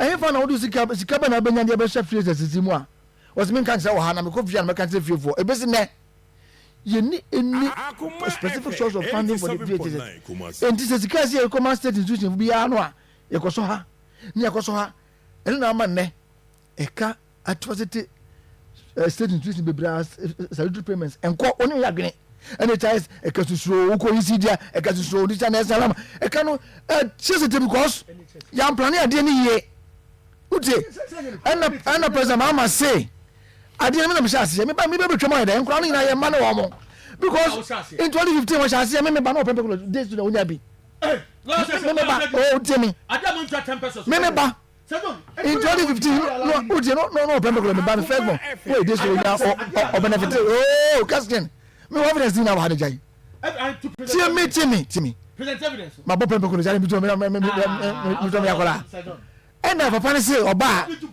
ene ma oba nsam nie o si phrases no na kufu ado anye nie but enya ba no ye nyina Akoma so ade no nti no obehwe ye nie de di kai no o si e be create special fund for phrases said you get fund o mo ye okobie say mama be stabilization fund infrastructure fund utito bibi ni sasa ye fund bibi ya bibia enti ba sa ban so ko ya agenda 11 no mama fans ni ba ko no kobie ko dis free agenda 111 oba yan so no be o start o say agenda 119 enti mama no de e ba se inclusive fund for specific project o no ye enti was free assets no say no say aba no say na ni for so we no ma bo ma nti no sikia de koma easy dia na ba na ko so mo ha se de Akoma nesi fwa Asante region asema na okay midi nyina fra ala Asante region ya mani ko school suri omo di kan so nkrofoti mu eti owie so a enkwa no feeding akoye o hawa mayen esan se obi tikuro do yodoma saman headmaster etuo ye school headmistress mama o hoyi eye na duma no na obi ne de contract ma ne nkan se to gene koma wo mo asaman ni kuro mo asaman opani yati bida enti busumi sia kwese gane ma ya na ko agona ko se ni counterpart o agona ji se mam gari kakra mam beans kakra sa na ko so ene ko wi ase ama ene 15 bags of rice ya ice pan obi ko brane ni pani fortran dem se tete bag ni fi hu se na 5 mark for se wona ko fa engwan ni ye de contract ama one person no wi sikani na temi kakmani abre ba Sepin, printing of books. They the whole other sector. They the one person say on print to call as a focus say printing house in Emuya. Can you know about printing? Printing house will be a be. And they the one person no printing books for all the northern sector schools in Ghana. A school feeding feeding as a headmaster no notice school no local in the name of talk to Ghana. It come over and kind of for office be. And over supply more number schools are Asante ready. Owo kwa baby school kwa woni ho na oba ko fa emu expanding ni mama kra expanding na the mama so oba feeding no the mama headmaster for ni best for so money de headmaster for and tete ni na wona na ada kan ko school wona ene best for na ko to ene ke for na uti prepare woni mo prepare me start 14 years old o ke bia no obi twa do ha tete from 2006 to 2020 let me start the problem it took away from student and the 10 year it president mama say oba sa feed him sem no baby a wo school no no o de ma beza fo ne kitchen fo ne headmaster fo se mo am ko to mo nyama na mo fa ma nkora ni di na ko to school man e so na ko ma no o ti bi da e to so nyansa beza mama say and the private schools ni na gu free teachers abegu school no omo so nyina so asisi infrastructure omo di sika wuro mo bi o ma ni get no ko bi school e ku for do ba o se ma ye free teachers no ma gu private schools no mo duma nyina gu e ba ye send ya ko nyina enti obi aka say say president mama ba so be free teachers mo a sini hu obe ni ye na nkura no ko school mo okay omo tene mo che na ye ba Asante region dia say don't wuti yenti akesti yenti mianka Asante region ne say omo se abo say president mama duba market no be si phase 2 no and akamwam omo tumi asi thank you very much lawyer thank you Kofi Abu so shefi kata na o say lawyer on shede ni asembia kana de na machichiri sa Man Said meba ma mbacho muntie me na Man Said is a good one Sir John. NPP promised 5 interchanges. 87.9 Kumasi. And Nanado, the president of Ghana, ended up commissioning a bridge in Asante Maimu. As MPP communicator in Ashanti, how do you feel? It's a question that Obisa. Emmanuel Osefoko, or say the MPP guy is he preaching violence or peace? I can refer. Okay, right. And Emmanuel Seth Amontu, was said, good morning. Na yebeda mercy for your effort. We must inform you that we intended to vote decisively against the MPP due to their mismanagement and pervasive corruption. All right, okay, so my share the other ones binafi yemi lines nintum na montas muntie callers ne de omo de be wi an ye ho kwan ne ko why nti monye kum na muntie omo 0322498035 0243114497. Good morning. Good morning, sir. Yes, sir. The friend touching the first day. William, me too. The chairman, Papa, and people know. Sir, the Mahama, we decided NDC in the the Mama Tama now go school at Timota. Then Papa Minister, we look at him. I'm come to same school down in the year. I said, "Oh, your Mama didn't call one." Say, Mother, you have done how. Your Mama to service me or confirm Tom Bass. If you are can Kumasi, so what is up for the Marcus, Marco Diagno? What means you want to say? But say hello, good morning. All right, okay, 0322498035 0243114497. Hello, good morning. Good morning. Master, Alaj Mamintio. Mami Chaka for you. We will be on the Kumasi. Never catch we are in the party member from the Wakatapa. Let's see the second. I'm not going we get people in but the Kuana will get the effort. Oh, what can you today? That's a mixer. The thing, that will see no shadow. The Quran see no shadow. If you know the correct you, no shadow. Even your wife, no shadow. Oh, I've done the shadow, so maybe 5. Say no, I get. Me that say question Obisa. Hello. Yes, sir. Kojo nana mo ya de. Let's see there peace. The boy in wire me. This me give say na mood by na me. That's in the Abagana. I mean cause no can be say yeah. I say on passing this out go back to abandon to. I check you don't know here. On come dia just in December. We said Ghana for now, so Obia no could do no go to Abanoma Mudo, Nana Ghana couldn't. Why? Think about me that say hello, good morning. Good morning. Yes, sir. Hello, hey, Zach. What do you catch a pa? Oh, so no, Mammy more about the Mammy. Keskin. Mitlaw na mchaka mmoja kwa kuna na kesipana de Dr. Alhaji Mahmoud Bawumia. Kasha amepesa mekane say Ghana for yen twaba mostly cities of Mumbai. Na yen twaba emo your hospitals of Mumbai. NDC 27 years. So many of the Papa Diana, the pension of the DNC and former Prime and NDC come assembly members are back and talk to you. With no problem, assembly members are back and you.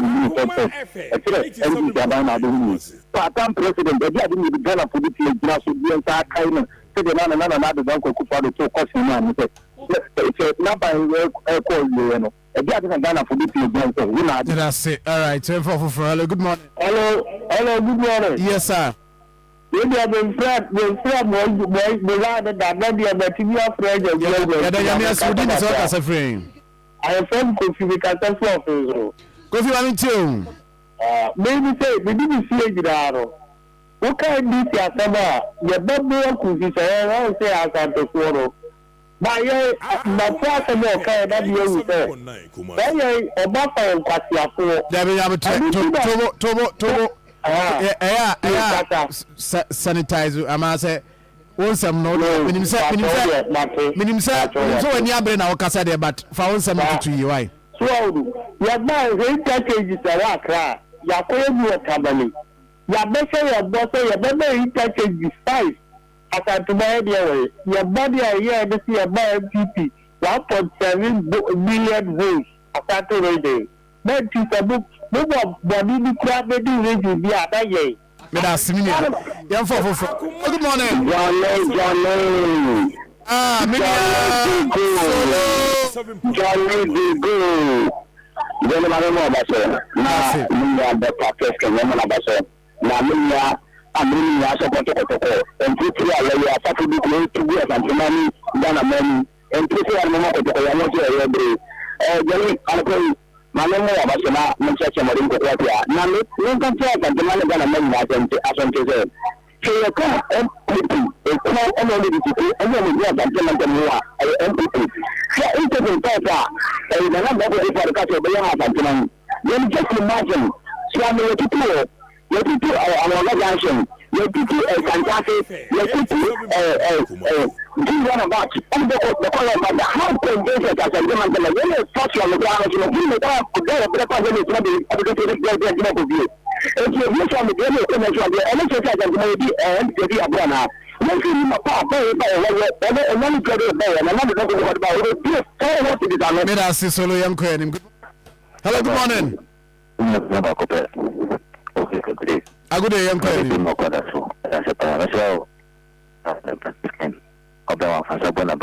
Media the NDC lawyer na ko school pa afa obi aka chese na na dan ko for do as my mental or India afa me bi sekete kache television family part of the voter region and NDC say almost stronghold afa NDC doing one single project lawyer out 3 years level and no madam so one single project and NDC voter region and OT region as we speak, NPP means one single vote, a seat in two over, a vote region, and so NPP driven in such a one single project on my OT region. As you must antimamo, last time I'm not back over the bar, I don't thank you to 4 hospitals, and a grand national, a commission, and to look at the antimony, I go for the measure, then you can have what they take to my message to me, and then say hello, good morning. Adamu nyame na wo to say nyame adomboko enti o ko say na so me tia o e yo so down NPP flow o mun ja ya ke se tele kan ka na e ti mu na o mun nda ti amo ko to kan sama e pata so e ta Ghana asante fo e gini to so abadi na NPP a no wa ta o tin so bu sem dem na me ka tiro so that we know. What about some say? No, Mama, no. I go back to that over. That one I some more about what I said, I'm moving the service and never just but as similar at Afunya man for. Good morning. Hello, Sajan. Yes. Let us talk about the phone. Kajo yanko. I see my power by my Sajan. Mama, dear, Sajan, before you go near your flat to have it. The person will teach you. In so far, at the time you hear now Akoma. And then take out to one more. In so to call you, a year ago, Papa,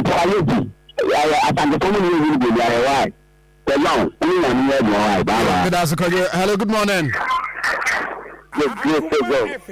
Simon Congo.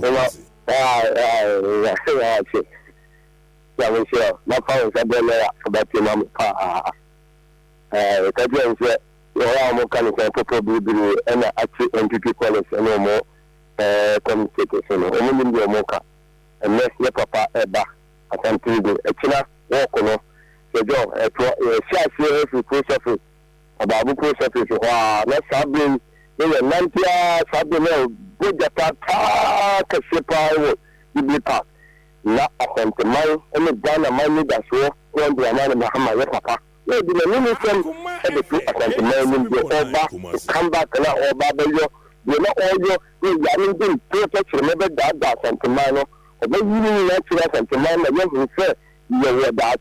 Let's go. NTP quality. I mean, 2 million, 7 million, so buy all Kano. Into the first NTP promises and tomorrow 1 million. May I say, good morning. Good morning. Yes, sir. It will be something about that. Yeah, it's you. Mr. Thomas, we are million men for all creatures. Only MPP Council be in church in our mouth of 5% 27 years ago. That of also was in church in 27 years ago. 10 and so on Santa region. And travel comes to do them bombs war.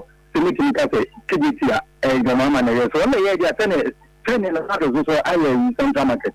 Say, I know where we are all the core. Is a new job in Eurobank side of the dear seeing and another Baba. It is a very Eddie who sees in Modi, and others why Central Market. Thank you very much. Good morning. Good morning, Sir John. Yes, sir. I'm Patrick Jamal and Katapu, man. Young Queen.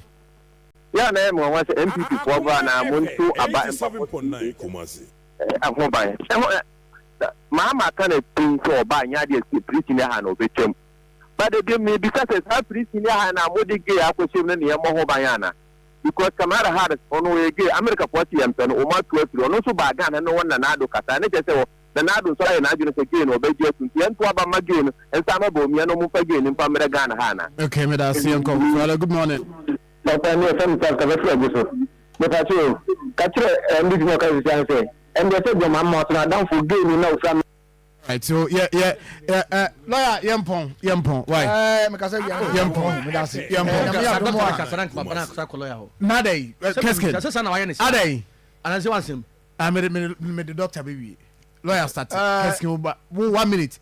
1 minute. Lawyer 1 minute. I got 3 minutes. May 10 pepe. Me no be any answer. Asante maye mutie me a. Mudu to me my MPP. Mutu abama mo boom boom 1.7 million votes in 2020. Mutu abama obi 1.7 million votes, about 75%. And my man 400,000 votes in 2012. Didn't 4 years no. Nimo boy no. And can be kanye be an odianka. Mumia factors 10. Emma Asante reading. Say omo factor Emma factors 10 pe. Emma Asante man say votes wa motoma ide bia ya mam hwi t-shirt nko no kra no muni we na mfa emrante na mabanya adwumanje mo anya hwe kra nka kejetia Central Market fe 2 no anka mo wie ma Asante man omo anwie se do wutie mo anya hwe kra nka Crofro Market anka mo wie ma omo mama besi enum ka ho mo anya hwe kra no wodi nka woko ayi a interchange 5 na mo kan no nka mo nyemu 2 pe ma Asante Mayo and MPP ni kasa no the accredited and exit 44 ade almost say the munyane t-shirt nko na munya Asante Mayo Sir John NPP are buying a rewarded Asante Man for the support Asante Man give here in the history of Ashanti region are buying bien wa ya akwan wa Ashanti region chen NPP are buying no me say buying bien wa ya akwan wa Ashanti region buying in 1 minute MPP are buying promise 5 interchanges ya share swami asentimi nwie but no question we money say MPP had a decision to make say be in city roads no and say na buy interchange so say ba no obi asu say na akwan mama fa Santasia pre for no makwan say o be say interchange e kwa na fa so affect o it's ni padu do no ball na mo say Santasia pre say Sir John eti lawyer me say Mr. lawyer ndabre me 1 minute I casking you NDC for akron mo ya wa Ashanti region then na do aban ya ye in Ashanti region times 3 it's NDC ni bia go so ka kwan asem secondly eba health NPP aban awie hospitals nkwa 12 in Ashanti region NDC awie 0 again about education NDC should not go there every household that will be removed NPP make an impact and lastly medicinal NDC for car market Ashanti region 5 million and no be an equity of course I'm a crop NPP resource market market say buy na mo masase stafo aswase tatonsu NPP Bible will be but unlike the NDC there is not a single project NDC buy inherited from the previous government. Doc, someone free doctor. Mami found you. First of the ballot paper. But I'm for man, Doctor Chimney, you are not. And never be a time. What did you so? Would you unima, but more than a Kotowaba and the Pobe? Also, I think special 87.9 Kumasi. Now, maybe 2 higher. Oh, I want to make you super. How about you so wine? May you sue? Oh, any problem? Any problem?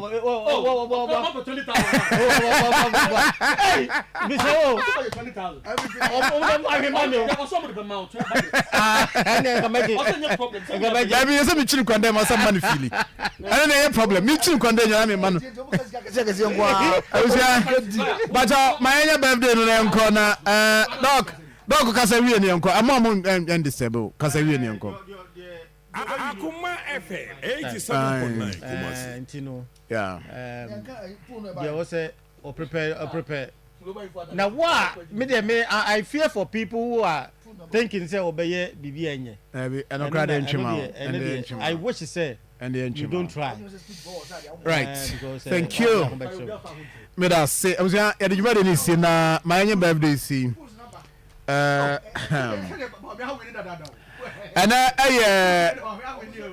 small girlie ni di me the pa na and I say she's Hectoria Ladi Achana Hectoria Ladi Achana, today is your birthday. Happy birthday to you.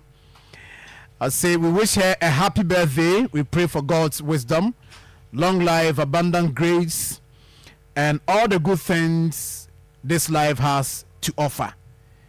From her auntie and her mother, they are wishing you happy birthday. We every Augustina, Mamisi, Ewo Akoma FM, and I wish Hectoria Ladi Achana a special birthday. Happy birthday to you, small girl. Yango po Israel. We didn't hear me dead. Yamin Sha no nyo kese na onso ne man koyema busia on that note hana me de dwumadie no esi obibi ni akwan mensa e produce show na no pain yame adomo a dwada no pa bi hia sin kakrakra aba no enche ne ekwa akoto we wo so yie na ebo kokromiti ho ban thank you me jado ama obibi ni akwan mensa o de bibi nsroma ebrel. Have a nice day.